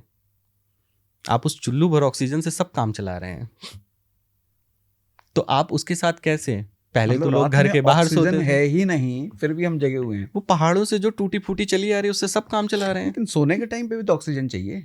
सोने के टाइम में ऑक्सीजन चाहिए, मैंने क्या कहा? हम्म। आप उतनी सांस ले ही नहीं रहे हो ना, आप तो सैलो ब्रेथ पे चल रहे हो। ये समझाइए सैलो ब्रीथ। सैलो ब्रेथ वही प्रॉपर तरीके से सांस नहीं लेना। हम्म। अभी नॉर्मल सी चीज है, जैसे आप बात कर रहे हो, पहले के लोग नॉर्मली भी चिल्लाते थे, आप जोर से चिल्लाइए आपको खांसी आ जाएगी। पहले के लोग चिल्ला के ही बुलाते थे। जितनी अच्छी बॉडी में ऑक्सीजन, उतना ज़्यादा लाइट वेटेड आप अपने आप को फील करते हैं। आप यहाँ से जंप नहीं कर सकते हैं, और 60 साल का इंसान सुबह स्पोर्ट्स एक्टिविटी करा रहा है। तो मतलब जो ज्यादा चिल्ला पा रहा है उसकी बॉडी में ऑक्सीजन का लेवल अच्छा है। ज़्यादा चिल्लाना, ज़्यादा एक्टिव रहना, स्पीड रहना, क्योंकि रीज़न क्या होता है ना, जैसे आप सिंपल सी चीज़ देखिए, आपको चलने में भी थकान हो रही है, कोई 4 उंगलियों पे भी डांस कर रहे हैं। आप जब वार्म अप करते हैं, आपको डायरेक्ट अगर रैकेट दे दे बैडमिंटन खेलने के लिए, आपके जॉइंट्स में पेन आ जाएगा, आपकी सांस फूलेगी। बट उससे पहले कोच क्या करता है, थोड़ी जॉगिंग, जंपिंग, रनिंग, वॉक, इधर उधर मूवमेंट करा दिया, एक बार आप रिदम में आ गए, फिर आप घंटों खेलो। तो इसीलिए ये जरूरी होता है, ये एक्टिविटी और मूवमेंट ही आपकी मसल्स और आपकी पल्सेस, आपकी ऑक्सीजन चार्ज करने के लिए होती हैं। अच्छा, हमारे घरों में ये बड़ी कॉमन समस्या देखी जाती है, लगभग हर घर में है। घर की औरतों को बैक पेन, नेक पेन, मैं अक्सर ही सुनता हूँ, अपने घर में भी, बाकियों के घर में भी। ये है ऐसा? आपके पास भी आता होगा?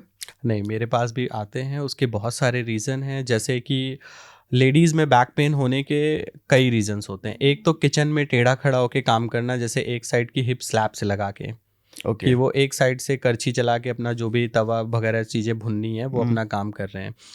और बेडरूम, ड्राइंग रूम, किचन, उसी 2 BHK 3 BHK जो भी उनके पास कंफर्टेबल घर है, उसी के अंदर उनके 10,000 स्टेप से ज़्यादा हो जाते हैं, रिपीटेटिव मूवमेंट्स, आना जाना। तो ये तो अच्छा है तो ना? कहीं ना कहीं सर देखिए, एक होता है हेल्दी, एक होता है स्ट्रेस। मैंने आपको बताया, जब आप हेल्दी बाहर वॉक करते हो, जॉगिंग करते हो, आप नहीं टायर्ड होते, पर आप स्ट्रेस में करते हो तो आप बहुत जल्दी टायर्ड होते हो। वहाँ पे क्या है, आप मल्टीटास्किंग कर रहे हो, ब्रेन जिम एक्सरसाइज तो हो रही है, पर जॉइंट स्ट्रेस में भी आ रहे हैं। रीज़न इज कि जैसे मैं अपने पेशेंट्स को बोलता हूँ, वो कहते हैं डॉक्टर साहब मैं रोज़ सुबह अपनी सोसाइटी के 4 चक्कर लगाता हूँ, फिर भी मेरे नी में पेन क्यों है?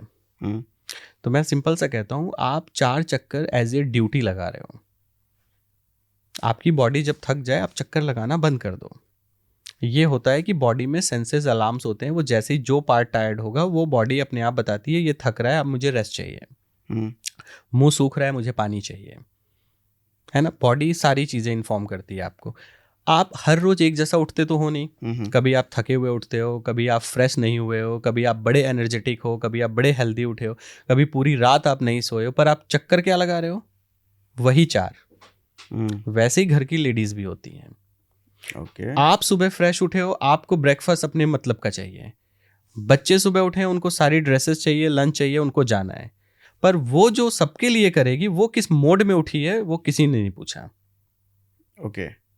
आप आज थकी हुई हो, आपके मेंसेस आए हुए हैं, आपके जॉइंट्स पेन है, आपकी नींद पूरी नहीं हुई है, आप किसी फैमिली चीज़ से परेशान हो, किसी भी बात से, हम उनका मेंटल स्टेटस या फिजिकल स्टेटस के बारे में कभी नहीं पूछते हैं। हमें क्या चाहिए? हमें ऑन टाइम मिलना चाहिए, बिकॉज मैं ऑफिस के लिए लेट हो रहा हूँ, वो स्कूल के लिए लेट हो रहे हैं, एंड उनके जाने के बाद हमारे आने का टाइम होने वाला है, उससे पहले भी सारी चीज़ें चाहिए। तो वो इंसान तो थका ही नहीं ना। थका नहीं इन द सेंस दिमाग से नहीं थका। जैसे होता है ना, आप क्रिकेट खेल रहे हो और आपको चोट लगती है, ब्लड आता है, आपको पता भी नहीं चलता, दूसरा कहता है अरे कैसे लगी, फिर हम कहते हैं अरे ये कैसे लगी, क्योंकि आपका माइंड वहाँ था ही नहीं। सेम वही, वो छोटी छोटी दर्दें उनकी बॉडी में रहती हैं, पर वो खुद ही नोटिस नहीं करती, क्योंकि उनके पास फुर्सत नहीं है, ना पूछने वाले की फुर्सत है, ना उस बताने वाले को फुर्सत है। जब वो दर्द टॉलरेट करने से बियॉन्ड चला जाता है, फिर होता है कि अब मुझे बैक पेन है। इसीलिए मुझे जेंट्स को ठीक करना ज़्यादा इजी लगता है as compare to women. Ladies को ठीक करना ज़्यादा मुश्किल होता है, क्योंकि वो हद से ज़्यादा खराब करके आते हैं। और जेंट्स को थोड़ा सा भी होता है, वो ऑफिस में, यार ऑफिस में बैठा था, बड़ा डिस्कम्फर्ट था, बैक अकड़ रही थी, देख लो।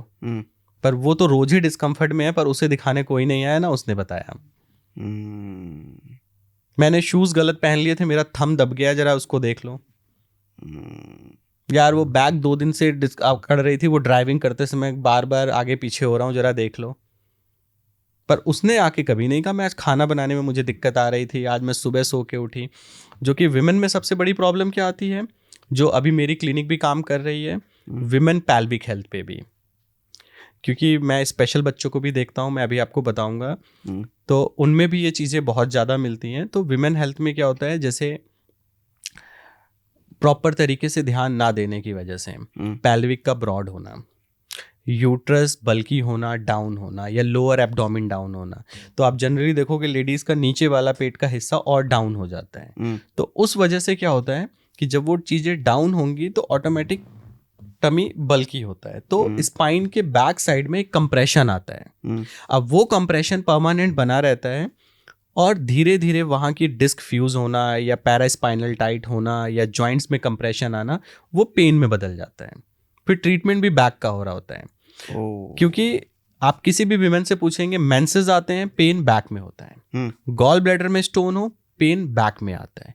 यूरिन इन्फेक्शन हो, पेन बैक। अगर टमी से रिलेटेड इंटरनल कोई भी प्रॉब्लम है ऑर्गन से, पेन हमेशा बैक में आता है।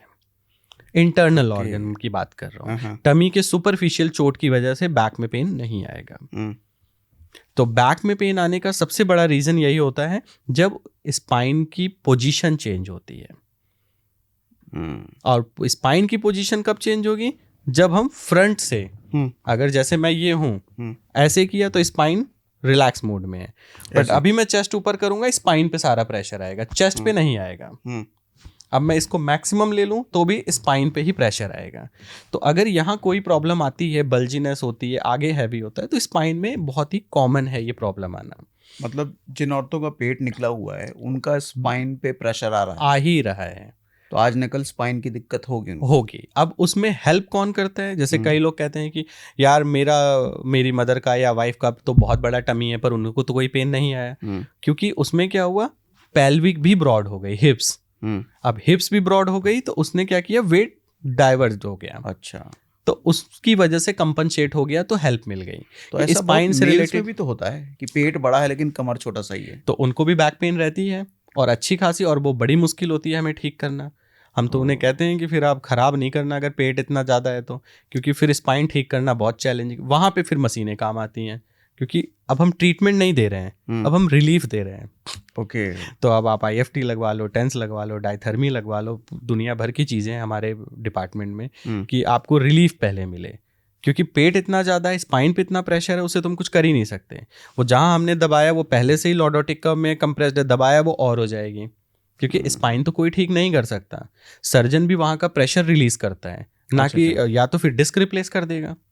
क्योंकि स्पाइन तो जिस पॉस्चर की वजह से खराब है, जब तक वो चीज़ नॉर्मल नहीं होगी वो वापस अपनी पोजीशन पे नहीं ही आएगी। जैसे मैंने बताया ना, मसल्स स्केलेटल को चेंज करती है, स्केलेटल मसल्स को जल्दी चेंज नहीं करता। मसल स्केलेटल को चेंज करती है, चेंज का मतलब, अब जैसे मैं ये बैठा हुआ हूँ, मेरा बोन सीधी है, अब अगर मैं इसे लेके आ जाऊँ तो बोन भी तो चेंज हुई। अब ये मसल से अगर मैं इधर से खींचूंगा तो बोन इधर भी आएंगे। वही रीजन है, जो लोग क्रॉस लेग करके बैठते हैं, IT बैंड टाइट होती है, ऑटोमेटिक यहाँ गैप कम हो जाएगा। ओके, तो क्रॉस लेग करके बैठना अच्छा है? नहीं, बिल्कुल अच्छा नहीं है। अगर आप जॉगिंग, जंपिंग, रनिंग, वॉक करते हो तो आप बैठ सकते हो। अगर आप कुछ नहीं करते हो तो आप नहीं बैठ सकते। जैसे मैं पेशेंट से कहता हूँ, अगर आपकी फिजिकल एक्टिविटी और सारी चीज़ें हैं तो आप खाना खाइए जम के। अगर नहीं है तो आप एक रोटी भी डाइजेस्ट नहीं कर पाओगे। अब गांव के लोग हैं ना, जो हमारे गांव में भी, वो 10-12 रोटियां खाते हैं, फिर पूरे दिन इतना वर्कआउट करते हैं, पता भी नहीं चलता कहाँ गया। आपको मैं देखता हूँ, आप बिना मैराथन दौड़ने के लिए लोग महीनों भर का प्रैक्टिस करते हैं, आपने बिना कोई प्रैक्टिस के मैराथन दौड़ लिया। आपकी बॉडी में देखता हूँ, मतलब बहुत रेयर में देखता हूँ जो बॉडी इतनी सीधी होती है। आपकी पूरी बॉडी सीधी है, कहीं हल्का से टेढ़ा मेढ़ा इधर कुछ है ही नहीं। क्यों? इसका सिंपल सा होता है कि मेरी लंग्स अच्छी हैं, मैं लंग्स पे काम करता हूँ, क्योंकि मेरे पास खुद पर्सनल वर्कआउट के लिए टाइम नहीं है। मेरे क्लिनिक तो में बिना वर्कआउट के लंग्स पे कैसे काम करते हैं? लंग्स पे काम करने के लिए सबसे अच्छा तरीका होता है कि आप अपनी ब्रेथ उस पे कंट्रोल करना, और बॉडी में स्टिफनेस नहीं है। स्टिफनेस का मतलब होता है RSI, रिपीटेटिव, एक पोस्चर में घंटों काम करना। अब मैं एज ए फिजियोथेरेपिस्ट, मेरा काम जो है वो 4 महीने के बच्चे से लेके 90 ईयर्स के बुजुर्ग तक को मैं देखता हूँ। जब मेरे यहाँ कुछ स्पेशल, मेरा जो फाउंडेशन है, सेंटर है, वो स्पेशल बच्चों के लिए है। हाँ। वहाँ पे एडल्ट्स भी आते हैं और बच्चे भी आते हैं। तो मैक्सिमम बच्चों के साथ जो एक्टिविटीज़ होती हैं, उनके साथ खेलना, मस्ती करना, एंजॉय करना, उसके साथ मैं हैप्पी और खुश रहता हूँ। क्योंकि आप देखेंगे जब जब आप ज़्यादा हैप्पी और खुश रहते हैं तो आप बड़ी बड़ी चीज़ें भी अवॉइड करते हैं और बॉडी में आपके मूवमेंट्स ज़्यादा होती है, एंड वही मूवमेंट आपकी एक्सरसाइज है। अगर आप एक डंबल रिपीटेटिव वे में ऐसे उठा रहे हो तो आप क्या करते हैं, बाइसेप्स को बल्की कर देते हैं, एंड वो डंबल 10 kg का है, पर अकॉर्डिंग टू रिपीटेशन आपकी मसल जैसे जैसे टायर्ड होगी उस डंबल का वेट बढ़ता चला जाएगा। एंड आप देखोगे 30-40 रिपीटेशन, जो भी आपकी मसल्स की हेल्थ है, उसके बाद वही 10 किलो का डंबल आपको 50 किलो लगता है और आप बॉडी के बाकी एसोसिएटेड मसल्स यूज करना शुरू कर देते हो। बट जब आप वही चीज़ नॉर्मल तरीके से आप अपने मूवमेंट एक्टिविटी, एक बार ये किया, एक बार, तो आपकी बॉडी जितनी ज़्यादा मूवमेंट करती है उतनी अच्छी आपकी ब्लड सर्कुलेशन, ऑक्सीजन सप्लाई होती है और आप उतने ही हेल्दी और स्ट्रांग होते जाते हैं। अगर मांसपेशियों से लोगों में ताकत होती तो जो जितना मोटा उसके पास उतनी ताकत, जो जितना पतला उसके पास उतनी ताकत कम। पर ऐसा नहीं होता। ट्रू। वो 150 किलो का इंसान भी देखो, कोरियोग्राफर है, फर्स्ट क्लास डांस करता है, अक्सर हम टीवी में देखते हैं। हाँ, वो हाफता और एक नहीं पतला है। सा इंसान बेड से उठ भी नहीं पाता है। हाँ। और कहीं पे आप देखोगे कि एक 90 किलो का इंसान भी खड़े होने में भी सांस फूल रही है। तो ये सारा काम होता है कि आप ब्रेन से कितने हेल्दी हैं, आपकी मूवमेंट्स और एक्टिविटी कितनी अच्छी हैं। तो ये बताइए कुछ कॉमन पोस्चर्स जो गलत बैठना या खड़े होना लोग करते हैं, और कॉमन पोस्चर्स का सही फॉर्म क्या होता है? देखिए, सबसे पहले तो मैंने आपको बताया ना, बॉडी और ब्रेन का कॉम्बिनेशन जैसे होता है ना, साइकोलॉजिकल ये emotional effects on human body. पहले तो आपको हेल्दी और थोड़ा सा जॉयफुल होना चाहिए। जैसे आप, बड़ा सिंपल सा एग्जांपल मैं अपनी क्लिनिक में देता हूँ। आप बोलिए कि प्लीज आप बैठो। आप बोल के देखिए, प्लीज आप बैठो। अभी आप देखिए, ब्रेन रिलैक्स था, हाँ। फेशियल एक्सप्रेशन अच्छे थे, हाँ। आपने स्माइल करते हुए कहा, साइन लैंग्वेज भी प्लीज आप बैठे। हाँ। वहीं आप बोलिए तू बैठ वहां, बैठ जा। तू बैठ वहां। अच्छा, तू बैठ वहां। देखिए, बोलने से पहले ही आपने वर्ड चेंज किया, क्योंकि सुनने में ही अच्छा नहीं लग रहा था तो मैं बोलूं कैसे। पहले ही आपने बैठ जा, आपने सेंटेंस ही बदल दिया। सेकंड, आपने जब उसको फोर्सफुली बोला तो पहले ब्रेन में इरिटेशन हुई, फिर प्रेशर आया, फेशियल एक्सप्रेशन, बैठ वहां, तू बैठ वहां, साउंड भी इरिटेटिंग था। इतनी सारी चीजें आपने अपने अंदर खराब की, फिर एक सेंटेंस निकाला। हाँ, ठीक है। ठीक है, वही अगर आप पूरे दिन करते हो, मुझे ये नहीं पसंद, वो क्यों आया हुआ है, इसको क्या करना है, हटाओ इसे, अरे मुझे बिल्कुल नहीं पसंद है, क्या यार ये फिर आ गया, शाम तक आपका फेस ही ऐसा हो जाएगा। रीजन इज, यही फेशियल एक्सप्रेशन आपने पूरे दिन बनाए हैं, प्रैक्टिस कर लिया, आपने प्रैक्टिस कर लिया, तो अब आपका चेहरा क्या हो गया, यही हो गया। हेलो जी, कैसे हो, नहीं ठीक है, वो स्माइल करता हुआ फेस ही चला गया, क्योंकि ब्रेन की तो आदत है रटने की। ब्रेन की न्यूरोप्लास्टिसिटी की आदत होती है। ब्रेन में हमेशा नए न्यूरॉन्स बनते रहते हैं और पुराने डाई होते रहते हैं। हर एक्टिविटीज के रिलेटेड आपकी कुछ न्यूरॉन्स वहाँ बन जाते हैं, रिफ्लेक्सेस, जो आपकी मेमोरी होती है, जिसे हम प्रेजेंस ऑफ माइंड कहते हैं। कि यार ऐसा माइक हमने देखा था, फिर याद आएगा, अरे एक बार बहुत पहले मेरा शौक था, मुझे पसंद आया, फिर आपको आएगा उसके यहाँ ऐसा था। ये प्रेजेंस ऑफ माइंड होता है रिलेट करने का। ओके। जब आप पूरे दिन ऐसे ही फॉर्म में रहते हैं तो आपका ब्रेन वैसे ही हो जाता है, फिर आपकी थॉट्स प्रोसेस भी वैसे ही हो जाते हैं, फिर आप हर चीज़ में नेगेटिव और डिफेंसिव पहले हो जाते हो। अरे यार इसको लेके क्या फ़ायदा, जब इतने में भी काम चल जाएगा, इतना महंगा क्यों लें, ये आपने फालतू में ख़राब कर दिया है, ये ऐसे ही क्यों कर दिया है। लेट गो करने की आदत ही आपके अंदर ख़त्म, क्योंकि आपके ब्रेन की न्यूरोप्लास्टिसिटी ने आपको पूरा का पूरा कैप्चर कर लिया है। यही रीज़न है आज के टाइम में मैक्सिमम लोग एक दूसरे को मरने मारने पे आ जाते हैं। छोटी सी कार एक्सीडेंट होती है, सबको पता है कि 1,500 रुपये फाइल चार्ज लगने, गाड़ी फिर से नई होके आ जाएगी, पर उससे पहले वो एक दूसरे का सर फोड़ने तक पे आ जाते हैं। अब्यूज़ करना स्टार्ट करेंगे तो भी भूल जाएंगे कि हम किन वर्ड का यूज़ कर रहे हैं। जिस बॉडी पार्ट से रिलेटेड हम गाली दे रहे हैं उस बॉडी पार्ट से रिलेटेड मेरी ही बहन, मेरी वाइफ मेरी ही गाड़ी में बैठी हुई हैं और वो सुन रही हैं। दे तो हम जिसको रहे हैं वो तो कॉमन ही है।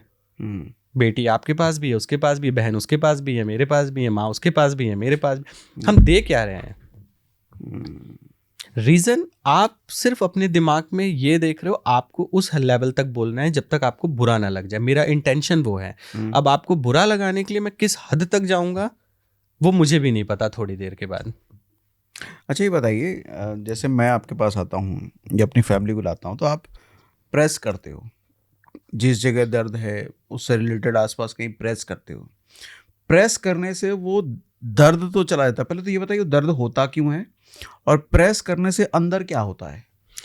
देखिए, अंदर कुछ नहीं होता। मैंने आपको बताया ना कई बार कि ये RSI, रिपीटेटिव स्ट्रेन इंजरी, आप अपने फैमिली को भी लेके आते हैं तो आप उन्हें इंजरी वाली पेन लेके नहीं आते।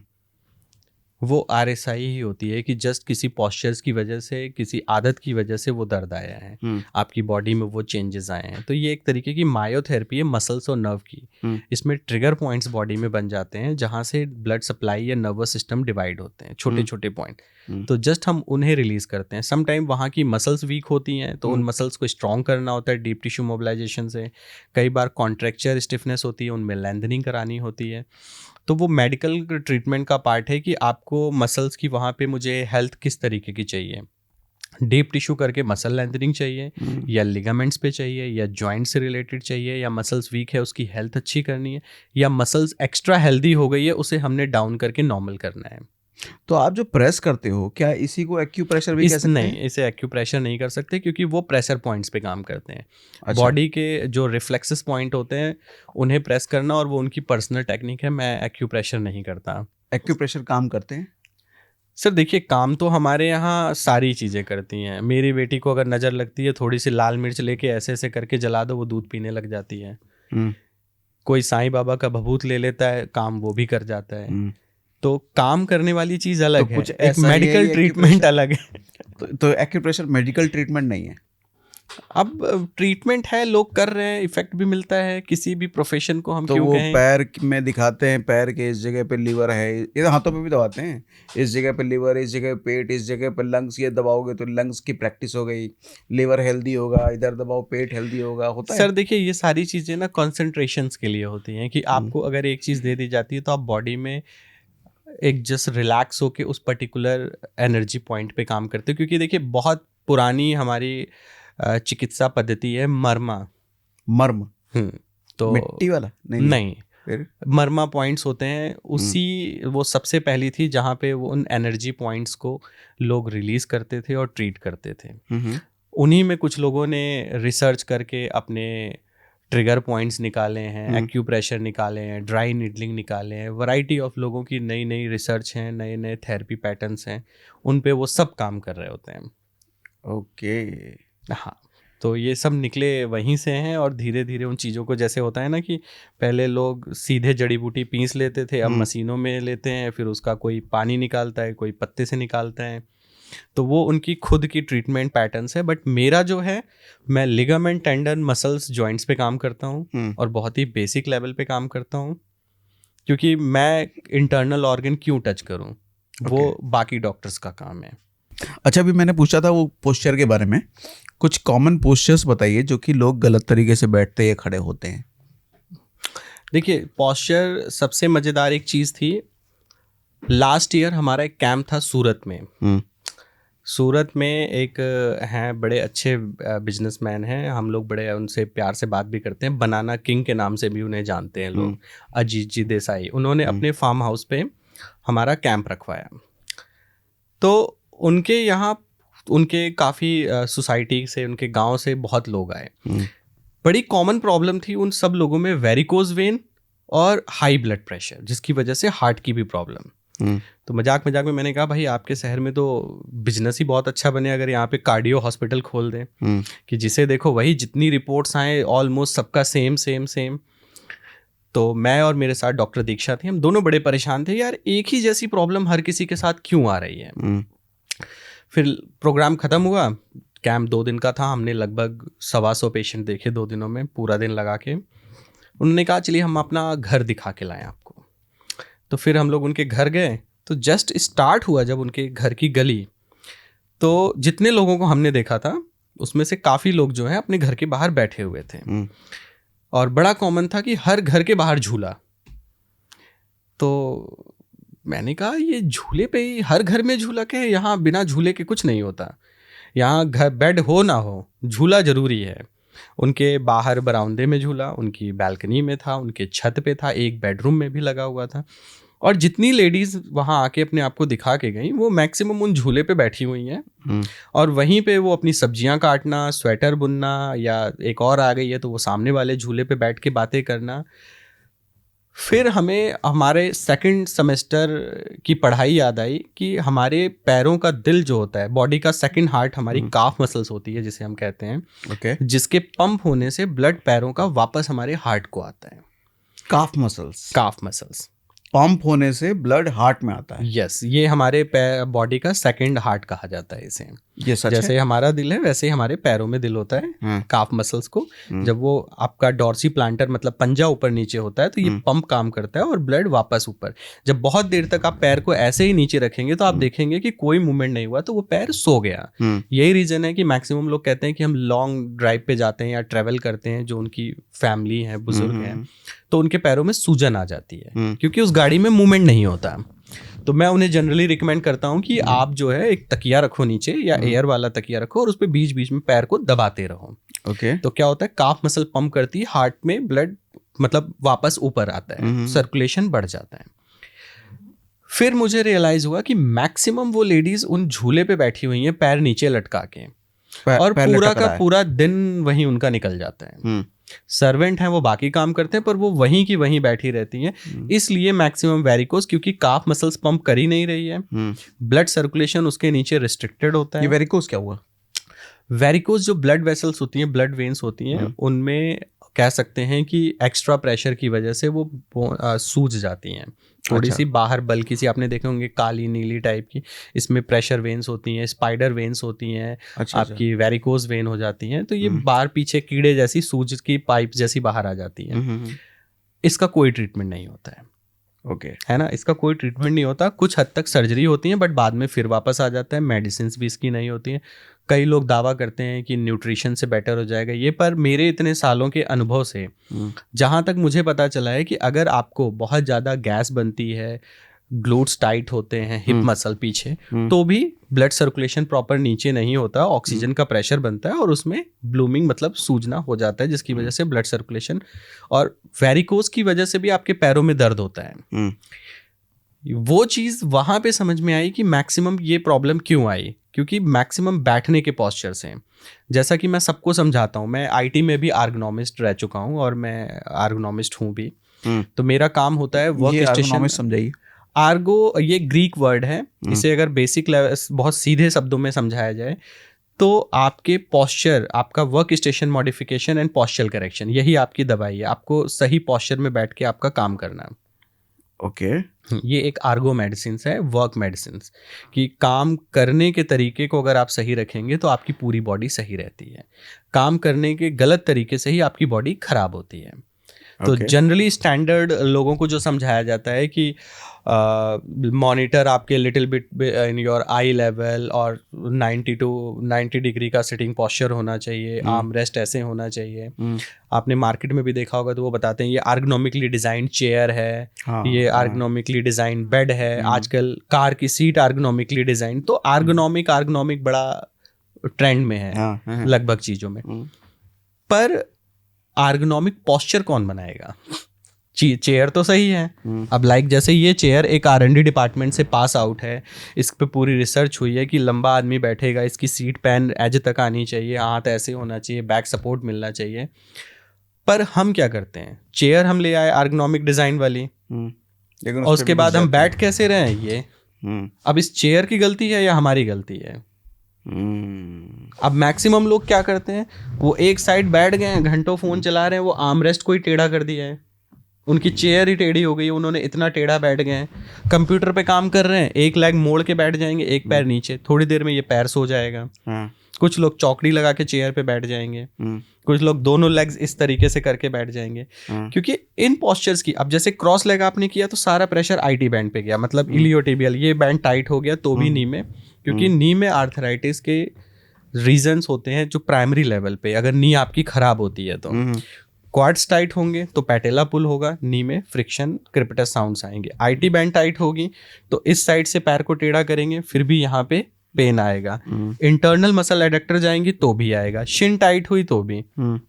खराब हम कैसे करते हैं, टो पे बैठ गए, अब क्या ये मसल नॉन स्टॉप स्ट्रेच्ड है, तो जब ये टाइट होगी तो पैटेला को क्या करेगी, नीचे की तरफ खींचेगी, ठीक है। क्रॉस लेग करके बैठेंगे, अब ये मसल टाइट हो गई तो ये साइड लाइन खींचेगी, ठीक है। अगर हम क्वाड दोनों पैर अंदर डाल के क्रॉस करके बैठ गए तो क्वाड्स खींच रहे तो ये टाइट होगी तो ये पुल करेगी। तो डिफरेंट टाइप ऑफ पोस्चर और एंगल की वजह से हम जनरली अपने जॉइंट्स को खराब करते हैं। यही रीजन मैंने बताया कि अब मैं अगर बैठा हुआ हूँ तो मैं अपनी L4L अपनी टेल बोन पे बैठा हूँ, क्योंकि आप ये बैठिए तो अब आप देखेंगे ग्लूट्स आपके टाइट हो गए। अब इसको बैलेंस करने के लिए कि और ना गिर जाऊं, हमने एनल को स्क्वीज करके पुल कर लिया। यही एक्सरसाइज लोग सिखाते हैं, pelvic floor exercise, Kegel exercise. अब आपको पता भी नहीं है और आप 24 घंटे कीगल एक्सरसाइज कर रहे हो, जितनी देर भी आप बैठे हुए हो, तो आपकी इंटरनल ब्लैडर वीक होगा। ब्लैडर वीक होने का सबसे प्राइमरी सिम्टम क्या होता है, यूरिन का प्रेशर कम होना। जैसे पहले 3-4 फीट तक यूरिन जाती थी, अब यूरिन की डिस्टेंस जो है वो 1-1.5 फीट में खत्म है। ये प्रॉब्लम करने के बाद बूंदें रहनी शुरू हो जाती हैं, जैसे पैंट पहनने के बाद अंदर डिस्चार्ज हो गई। ओके। इरेक्शन की प्रॉब्लम, पेल्विक टिल्ट होने की वजह से, मतलब जो मेरी कह सकते हैं पेशेंट ऑब्जर्वेशन इतने सालों की है, वो मानना यही है कि पेल्विक टिल्ट, और जो पेशेंट आके अपने रिव्यूज देते हैं, बताते हैं, इरेक्शन इतना डाउन हो जाता है, यूरिन इन्फेक्शन रहना या यूरिन का प्रेशर कम। आईवीएफ सेंटर के फायदे बहुत हो गए। पहले आईवीएफ सेंटर में कोई ज्यादा था, आज के टाइम में वहाँ वेटिंग नहीं है। तो आप कह रहे हो रॉन्ग पोस्चर की वजह से ये चीजें भी बहुत ज्यादा इफेक्टेड, माँ बनना या बाप बनने में दिक्कत आती है? बिल्कुल आएगी, या वो कैपेसिटी चली जाती है। हाँ, क्योंकि देखिए प्रॉब्लम क्या होती है कि आप अगर पेन में हो, जैसे नॉर्मल सी चीज है, आप बड़ा हेल्दी और हैप्पी मोमेंट्स है आपका अपने पार्टनर्स के साथ, अचानक से कोई गेट खटखटा दे या आ जाए, आप देखो 2 मिनट में डिस्ट्रैक्ट हो जाएंगे, क्योंकि वो रिएक्शंस है उस टाइम का ही, वो हार्मोन्स है, आपका डोपामाइन एकदम से चेंज। अब जब आप पहले से ही पेन में हो, डिस्कम्फर्ट है, बॉडी में इरिटेशन है, तो फिर कहाँ से आप हेल्दी और हैप्पी लाइफ लेके जाओगे? आप तो स्ट्रेस में हो, थके हुए हो, तो आपका तो खाना भी डाइजेस्ट नहीं हो रहा है, बाकी चीजें तो छोड़ो। आप स्ट्रेस में हो, देखो आपको यूरिन तक नहीं आती। आपने स्पोर्ट्स पर्सन को देखा है, आप 1 गिलास पानी पी के 4 बार वॉशरूम जाते हो, बट स्पोर्ट्स पर्सन उसी फील्ड में 10 लीटर पानी पी जाता है पर 1 बार वॉशरूम नहीं जाता। बट वो स्वेट के जरिए निकाल भी तो रहा होता है।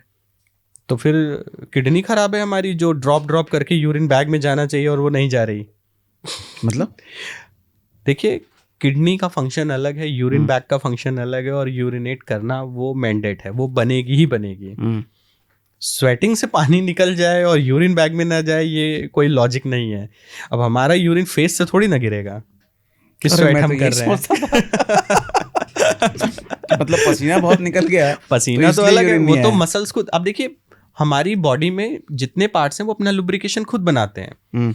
आप नॉर्मल है, मैं नॉर्मल हूँ, हम हंस रहे हैं, पर अभी कोई ऐसा इंसिडेंस हो जाए, यहाँ कहीं पानी भरा हुआ है नहीं, बट अभी हम रोना शुरू करेंगे, टीयर बनेंगे और ड्रॉप नॉन स्टॉप डिस्चार्ज होना शुरू हो जाएंगे। हाँ, क्योंकि वो बॉडी उसी स्टंट बनाएगी। नोज में कुछ नहीं है, अब 2-4 बार स्नीजिंग करो, देखो आ जाएगी। मुंह में बंद रखो, सलाइबा नहीं है, आप बातें करो, बराबर सलाइबा बनता रहेगा। अभी टंग बाहर निकालो, सलाइबा गिरेगा।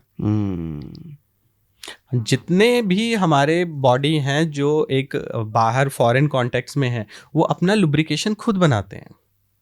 आप ईयर के अंदर हो गया, एनल में हो गया, यूरिनल ट्यूब में हो गया, ये सारी चीजें खुद बनेंगी। आपके ही टीयर भरा थोड़ी ना, इमोशंस के साथ ही वो आएंगे। वही पॉस्चर के साथ होता है। अगर आप पॉस्चर के साथ छेड़छाड़ करेंगे, जैसे मैं हर पेशेंट को समझाता हूँ कि भाई जैसे ऑफिस बैग है, ऑफिस लैपटॉप है, वैसे ही ऑफिस ड्रेस है, तो ऑफिस पॉस्चर भी होता है। अब ऑफिस पॉस्चर कैसे होगा, वो अकॉर्डिंग टू, अब जैसे किसी की लेग छोटी है, ठीक है, उसका पैर नीचे नहीं पहुंच रहा, तो उसके लिए फुट रेस्ट होता है, आप उस पर रख के बैठो।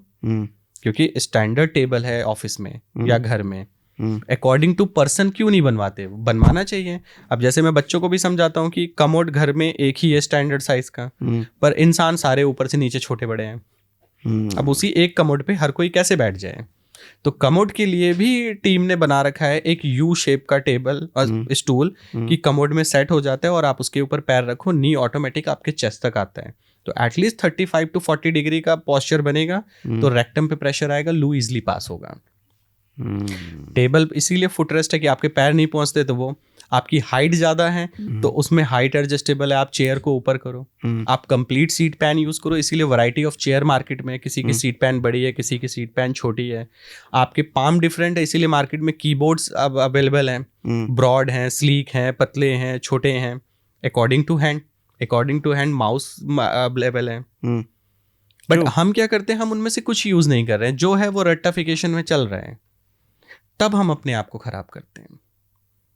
कुछ लोग शोल्डर को डाउन करके चलते हैं, कुछ लोग निकाल के चलते हैं, दोनों के क्या क्या इम्पैक्ट होते हैं और क्यों ऐसा होता है? बॉडी जितनी हेल्दी होगी वो उतनी इरेक्ट होगी, जितनी इरेक्ट होगी वो शोल्डर पॉस्चर बैलेंस रहेगा।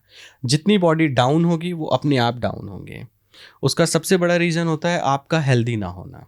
मैंने जैसा आपको बताया ना, बॉडी और ब्रेन का कॉम्बिनेशन, अगर आपका ब्रेन हेल्दी नहीं है तो इनवॉलंटरी आपका दिमाग चलता रहेगा। आप देखो, जैसे कई बार होता है कि लोग क्या करते हैं, अपने ही दिमाग से लड़ रहे होते हैं, आंखें बंद करके क्वेश्चन आंसर करते रहते हैं खुद से, तो ब्रेन में ऑक्सीजन कम हो जाती है। क्या रॉन्ग पोस्चर से हार्ट अटैक आ सकता है? बिल्कुल आ सकता है, रॉन्ग पोस्चर से भी हार्ट अटैक आ सकते हैं। आ सकता है। अगर रॉन्ग पोस्चर आपका बनेगा तो एक कहीं ना कहीं बॉडी में इरिटेशन, डिस्कम्फर्ट, पेन आएगा। आप उसी के साथ साथ अगर अपने पोस्चर को भी मेंटेन कर रहे हो, ब्रेथलेसनेस हो रहे हो, सारी चीज़ें हैं, तो बॉडी में देखिए, कोई भी चीज़ खराब होने के लिए सबसे इम्पॉर्टेंट होता है आपकी बॉडी की खुद की हेल्थ। ठीक है, अगर एक साइड से कंप्रेस है, आप ढंग से सांस नहीं ले रहे हो, जो खा रहे हो वो डाइजेस्ट नहीं हो रहा है, फिर भी आप अनवांटेड खाते चले जा रहे हो। कुछ लोग कहते हैं कि मैं डिप्रेशन में हूं इसलिए सिगरेट पीऊंगा, मैं डिप्रेशन में इसलिए मैं ड्रिंक करूंगा। आप कोई भी ऐसी हॉबी एक्टिविटी ज्वाइन कर लोगे जो कि ये एक एसोसिएटेड एक्टिविटी है, आपने उसको अलाउ किया है। जैसे कई लोग होते हैं साइंटिस्ट, आप देखोगे जब वो कुछ सोचते हैं तो पेन दबाते रहते हैं, कुछ लोग बॉल को दबाते रहते हैं, कुछ लोग नेल्स कर रहे होते हैं, कुछ लोग ये चबा रहे होते हैं, कुछ लोग गाना सुनते हुए पढ़ाई करते हैं, कुछ लिखते हैं। ये एक एसोसिएटेड एक्टिविटी है कि हम कंसंट्रेट करेंगे जब मेरी ये फेवरेट एक्टिविटी साथ में चलेगी। कुछ लोग ऐसे ऐसे पैर हिलाते रहेंगे, दबाते रहेंगे। इसका मतलब होता है, अगर मैं आपके साथ बैठ के यूं पैर हिलाए जा रहा हूँ, इसका मतलब जो आप बोल रहे हो मैं उस पर सिर्फ हाँ हाँ कर रहा हूँ, पर मेरा दिमाग कहीं और चल रहा है। क्योंकि हमारे ब्रेन में दो दिमाग होते हैं, राइट लेफ्ट, एक कॉन्शियस माइंड, एक सबकॉन्शियस माइंड। जब हम रटी रटाई चीजें करते हैं तो हम अपना राइट ब्रेन यूज करते हैं, बट जब कुछ नई चीज हम यूज करते हैं तो हम अपना लेफ्ट ब्रेन यूज करते हैं। ओके रटी रटाई चीज यूज होने का क्या मतलब होता है, जैसे कई बार हमारा दिमाग कहीं और चल रहा है, लेफ्ट ब्रेन यूज हो रहा है कि कहीं और चल रहा है, यार वहाँ क्या करना है, कैसे करना है, क्योंकि वो न्यू थिंग्स लर्न करने के लिए है। एंड राइट ब्रेन को ड्राइविंग रटी हुई है, आप सोच कुछ और रहे हो, गाड़ी चला रहे हो, ब्रेकर भी पार हो गए, रेड लाइट भी नॉर्मल चली है, एक्सीडेंट भी नहीं हुआ, सडनली घर आ गया, कहते अरे यार इतनी जल्दी आ गया, जो कि हम ड्राइव कर ही नहीं रहे थे, वो तो रटा हुआ दिमाग कर रहा था। सोच तो हम कुछ और रहे थे। सेम इसी चीज को हमने हर गलत जगह भी लगा दिया है कि वो जस्ट चलता चला जा रहा है पर दिमाग भी है। तो इसी की वजह से एक्स्ट्रा प्रेशर, यही ब्रेन हैमरेज का भी रीजन है, यही हार्ट अटैक का भी, क्योंकि आप कर ही उल्टा सीधा रहे हो। अच्छा, बचपन में हम लोग पैर हिलाते रहते थे ना बैठ करके, तो पिटाई लगती थी और कहा जाता था कर्जा चढ़ता है इससे। क्या था वो? सर देखिए, पहले के जो बुजुर्ग थे, हमारे बड़े थे, उन लोगों ने सारी चीज़ों को बहुत गहराई से समझने की कोशिश की थी और बड़े अच्छे उसके रूल्स भी बनाए थे। जैसे बड़ा सिंपल सा है एग्जाम्पल, मंडे नॉनवेज खाते थे, ट्यूसडे नहीं खाना है, हनुमान जी का है, फिर बुधवार को खाना है, फिर बृहस्पतिवार नहीं खाना है, शुक्रवार खाना है। क्योंकि साइंस, आप सबको इसी को पता है कि नॉनवेज एक दिन में डाइजेस्ट नहीं होता। हमने आज खाया है तो वो परसों फ्रेश होंगे, इतना टाइम वो लेता है। अगर हमने आज खाया और कल भी खाया तो पेट खराब हो जाएगा। ओके इसीलिए वो कहते थे शिव जी के टाइम पे खा लो, हनुमान जी के टाइम पे मत खाओ, फिर गणेश जी के टाइम पे खा लो, बृहस्पति भगवान के टाइम पे मत खाओ। हाँ, तो वो उनका काम था। हाँ, ऐसे ही सारी चीज़ों में था कि बैठ के पानी पियो, उसका रीज़न होता था कि आप खड़े हुए पानी पी रहे हो और किसी ने बात की या कुछ कर दिया और आपको अचानक से खांसी हुई, तो कहीं ना कहीं पानी फूड पाइप की जगह विंड पाइप में ना चला जाए। अच्छा, जैसे कहते हैं ना, धसका लग गया, नाक से पानी आ गया, आंख से आ गया, वो झटका। आप बैठे हो तो आप कॉन्सेंट्रेट करके पी रहे हो। ऐसे ही होता है कि जब आप ऐसे करके पानी पिला रहे हो तो ये एक हाथ लगते ये बैलेंस हो गया और यहाँ से बॉडी लॉक। अब आप घंटों पिला सकते हो, बट वही ये हाथ हटा दो रिस्पेक्ट और ऐसे पिलाना शुरू करो, थोड़ी देर में ये हाथ टायर्ड हो जाएगा। क्योंकि हुआ क्या, एक आगे जा रहा है, एक हाथ पीछे जा रहा है, तो आधी बॉडी डिवाइड। ठीक है। बट यही लॉक करने के बाद अब मैं ब्लॉक हो गया, अब मैं घंटों पिला सकता हूँ। पैर क्यों हिलाना मना करते थे? वही चीज मैं आपको बताने वाला हूँ। इसी तरीके से बॉडी को स्ट्रेट करने के लिए दोनों हाथ पीछे करके चलते थे। जब आप एक जगह बैठे, मैं जैसे आपसे बात कर रहा हूँ और यहाँ कोई आए, वो ऐसे ऐसे हिलाता रहे, तो आप क्या होगे, डिस्ट्रैक्ट। हाँ, आप डिस्ट्रैक्ट हो गए क्योंकि एक अनवांटेड एक्टिविटी जो है वो नॉन स्टॉप चल रही है। तो आप उन्हें कहते थे ये चीजें नहीं करो, ऐसे हिलाओगे तो ये होगा, क्योंकि डर से ही हम चीजों को जल्दी फॉलो करते हैं। तो वो अपने डिस्ट्रैक्शन को रोकने के लिए मना करते थे? वो अपने डिस्ट्रैक्शन और आपके ब्रेन को रिलैक्स, क्योंकि जब आप ये एक्टिविटी कर रहे हो तो आप इरिटेटेड हो, आप कुछ आपके दिमाग में चल रहा है। तो वो कहते थे अनवांटेड दिमाग को चलाने से बेटर है कि आप किसी के साथ कम्युनिकेट करो या एक्टिविटी में इन्वॉल्व हो। ओके। जब आप कोई एक एक्टिविटी ऐसे ऐसे कर रहे हो तो उस टाइम आप किसी से बात नहीं करोगे या कोई चीज़ नहीं करोगे। आप ये पैर हिलाइए एक अपना जल्दी जल्दी, उसके बाद आप देखिए फोकस और कॉन्सेंट्रेट नहीं कर सकते जब तक कि आप बॉडी को रिलैक्स मोड में नहीं डालोगे। तो पैर हिलाना चाहिए कि नहीं हिलाना चाहिए? बिल्कुल नहीं हिलाना चाहिए, ये बहुत ही गलत हैबिट है। इसका मतलब आप इरिटेटेड हो। जैसे अच्छा, मेरी क्लिनिक में भी पेशेंट आते हैं, पैर हिलाते हैं, तो मैं कहता हूँ कि आप अपने दिमाग से क्यों लड़ रहे हो। या वो पैरों को पूरा का पूरा मोड़ लेंगे, पंजे को मोड़ लेंगे, उंगली को मोड़ लेंगे और खुद ही पेन क्रिएट कर रहे होते हैं। हाँ। ये एक एसोसिएटेड एक्टिविटी है जो कॉन्सेंट्रेट करने के लिए है। बट मैंने किसी से सुना है कि जो लोग वो दर्जी होते थे ना, पैर वाले दबा दबा के दर्जी, उनको कभी डायबिटीज़ नहीं होती और 2-4 बीमारियां और गिनाए, उनको वो सब नहीं होती क्योंकि वो पैर के मसल्स में कुछ होता है, हिलाते रहते हैं।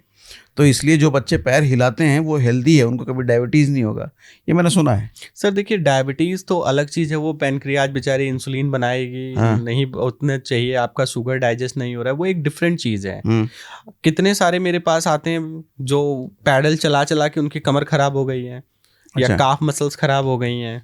ओके। क्योंकि आप क्या कर रहे हो, एक ही काम पूरे दिन, मैंने बताया ना RSI, जब आप एक ही चीज़ रिपीटेटिव वे में करते हो तो उसे इंजर्ड करोगे ही करोगे।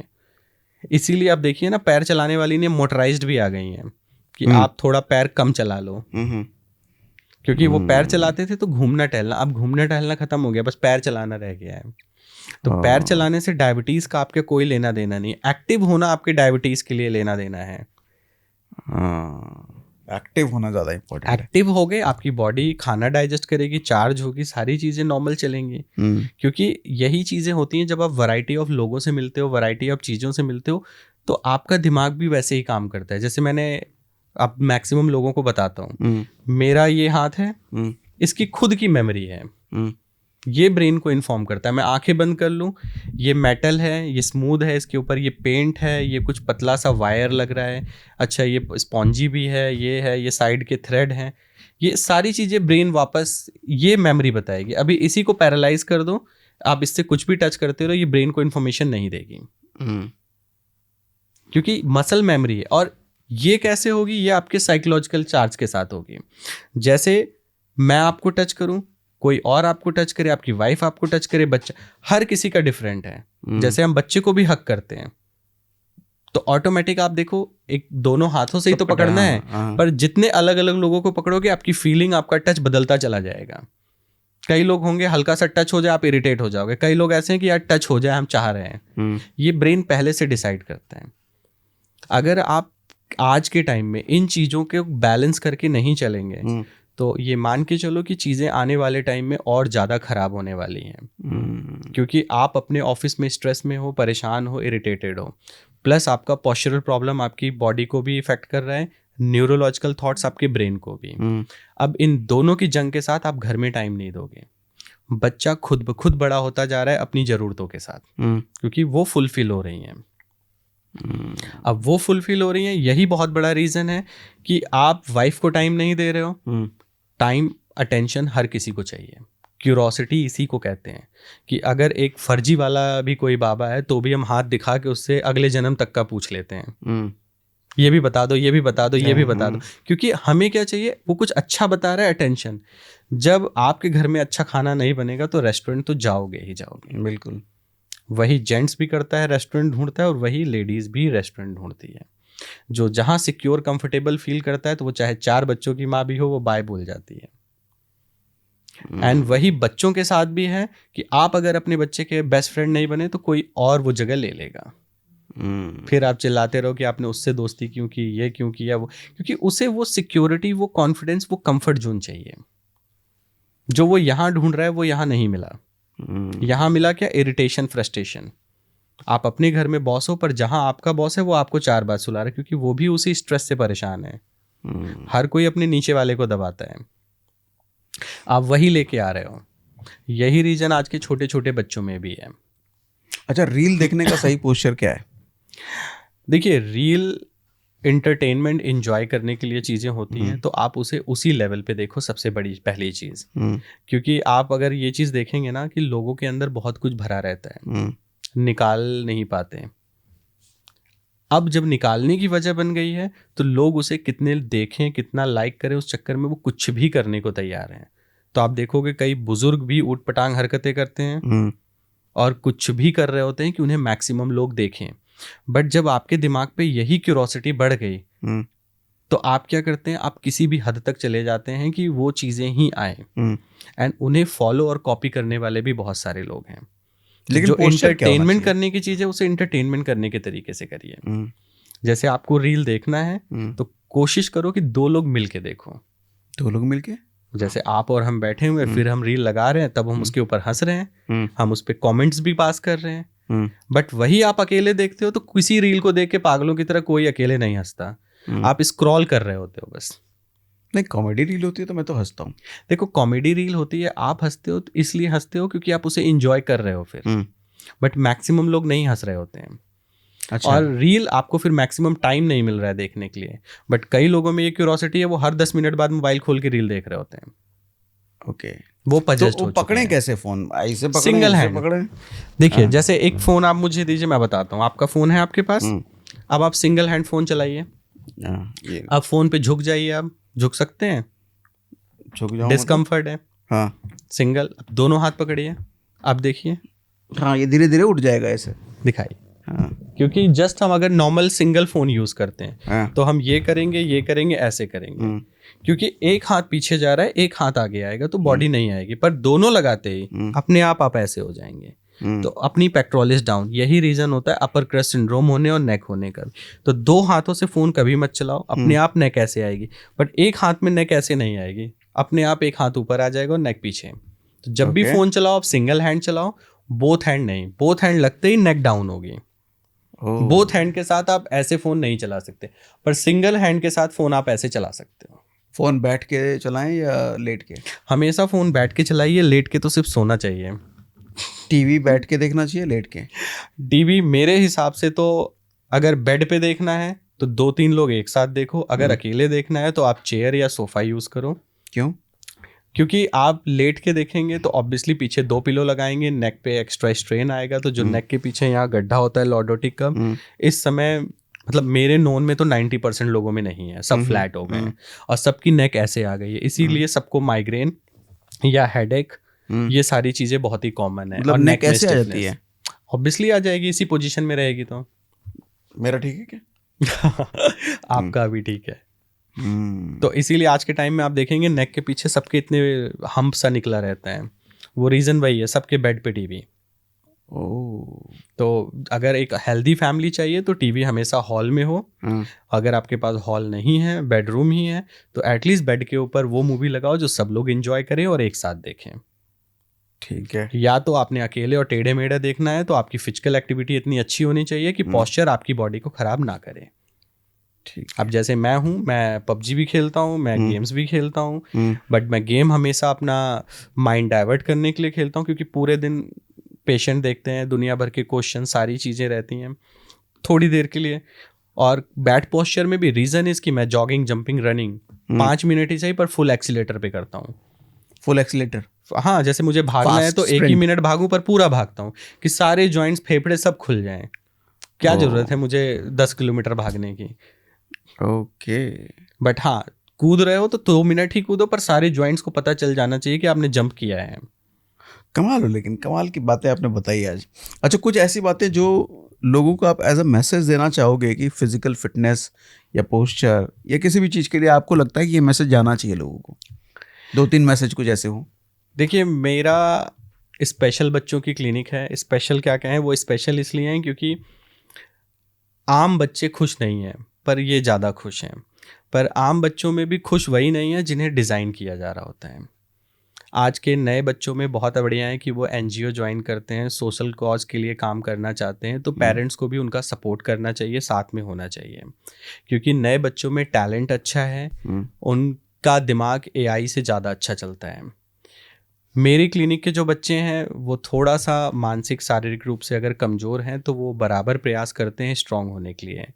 बट कुछ लोग अगर कहते हैं कि वो दिव्यांग हैं, कुछ चीज़ें नहीं कर सकते, तो नहीं करने का मतलब है कि उन्हें नहीं पता। अब जैसे मुझे एरोप्लेन चलाना नहीं आता है, मैं एरोप्लेन चलाने में अगर कहा जाए तो दिव्यांग कह सकते हैं कि दिव्यांग है, मुझे वो नहीं आता है।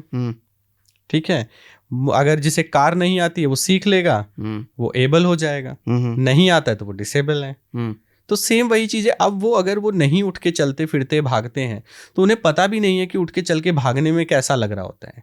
वो उसी बैठने में कंफर्टेबल और सुकून में है। मैंने देखा है लोग व्हील चेयर पे भी डांस कर रहे होते हैं और जिनके पास पैर है वो कोने में टेढ़े खड़े हो रहे होते हैं, वो डांस नहीं कर रहे होते हैं। जो बेड पे लेटा हुआ है वो लेटे लेटे दोनों हाथ पांव उठा के डांस कर रहा होता है, पर जो गाना बजा रहा है वो डांस नहीं कर रहा है। तो इसकी कोई डेफिनेशन नहीं है। इम्पॉर्टेंट बस यही है कि आप हमेशा अपनों के साथ खुश रहो और अपने आप को खुश रखो। क्योंकि मेरे 9th का प्रोजेक्ट था कि स्कूल में प्लांट्स लगाने थे, तो प्रोजेक्ट मिला कि आप सोसाइटी में पेड़ लगाइए। तो मेरे क्लास के सभी लोगों ने जगह जगह जाके प्लांट्स लगाए, नालियाँ साफ़ की, बहुत कुछ। मैंने कुछ नहीं किया। तो लास्ट वाले दिन जब पेपर सबमिट करना था तो मेरे घर में ही 4-6 गमले थे, मैंने फटाफट उन्हें थोड़ा बहुत खोद खाद के साफ़ वाफ किया और उन प्लांट्स को सही करके जगह जगह लगा के उनकी फ़ोटो खींच ली। और जब एग्जामिनर आया उसने पूछा कि ये किसकी बैल्कनी है, तुम्हारे घर का है? मैंने कहा हाँ जी। तो क्या तुमने अपने घर की फ़ोटो खींच ली, सोसाइटी में नहीं लगाया? मैंने कहा सर, जब अपना घर साफ़ होगा तब हम सोसाइटी कर सकते हैं। हम सोसाइटी साफ़ करते रहें और अपना घर गंदा रहे तो ये क्या बात हुई? तो मैंने कहा पहले मैं अपने घर के सारे पेड़ पौधे अच्छे कर लूँ और लगा लूँ। अब ये मैसेज था या उसको अच्छी समझ में आई, मुझे अच्छे नंबर मिल गए कि दुनिया तब आप सही करो जब पहले खुद को करो। तो हमें दूसरों की हेल्प, मदद, उनको चैरिटी, उनको सपोर्ट तब करो जब आप खुद पहले हेल्दी और खुश रहो और अपनी फैमिली को हेल्दी और खुश रखो। बदल तो हम कुछ नहीं सकते। और जिसे हम कहते हैं कि ये मेरी मर्जी के बगैर कुछ नहीं करता, तो जरा वो आपकी मर्जी के हिसाब से बाल कटवा के दिखाएं। हाँ, या ड्रेसिंग सेंस चेंज करके दिखाएं। आपके कहने से वो अपने बॉडी के कॉस्मेटिक करेक्शन में इतना सा चेंजेस नहीं करता है, तो क्या ही वो आपका है। कमाल है, मजेदार। थैंक यू डॉक्टर साहब, थैंक यू सो मच। मुझे बहुत अच्छा लगा आज आपसे बात करके। हाँ, मुझे भी बहुत ज़्यादा।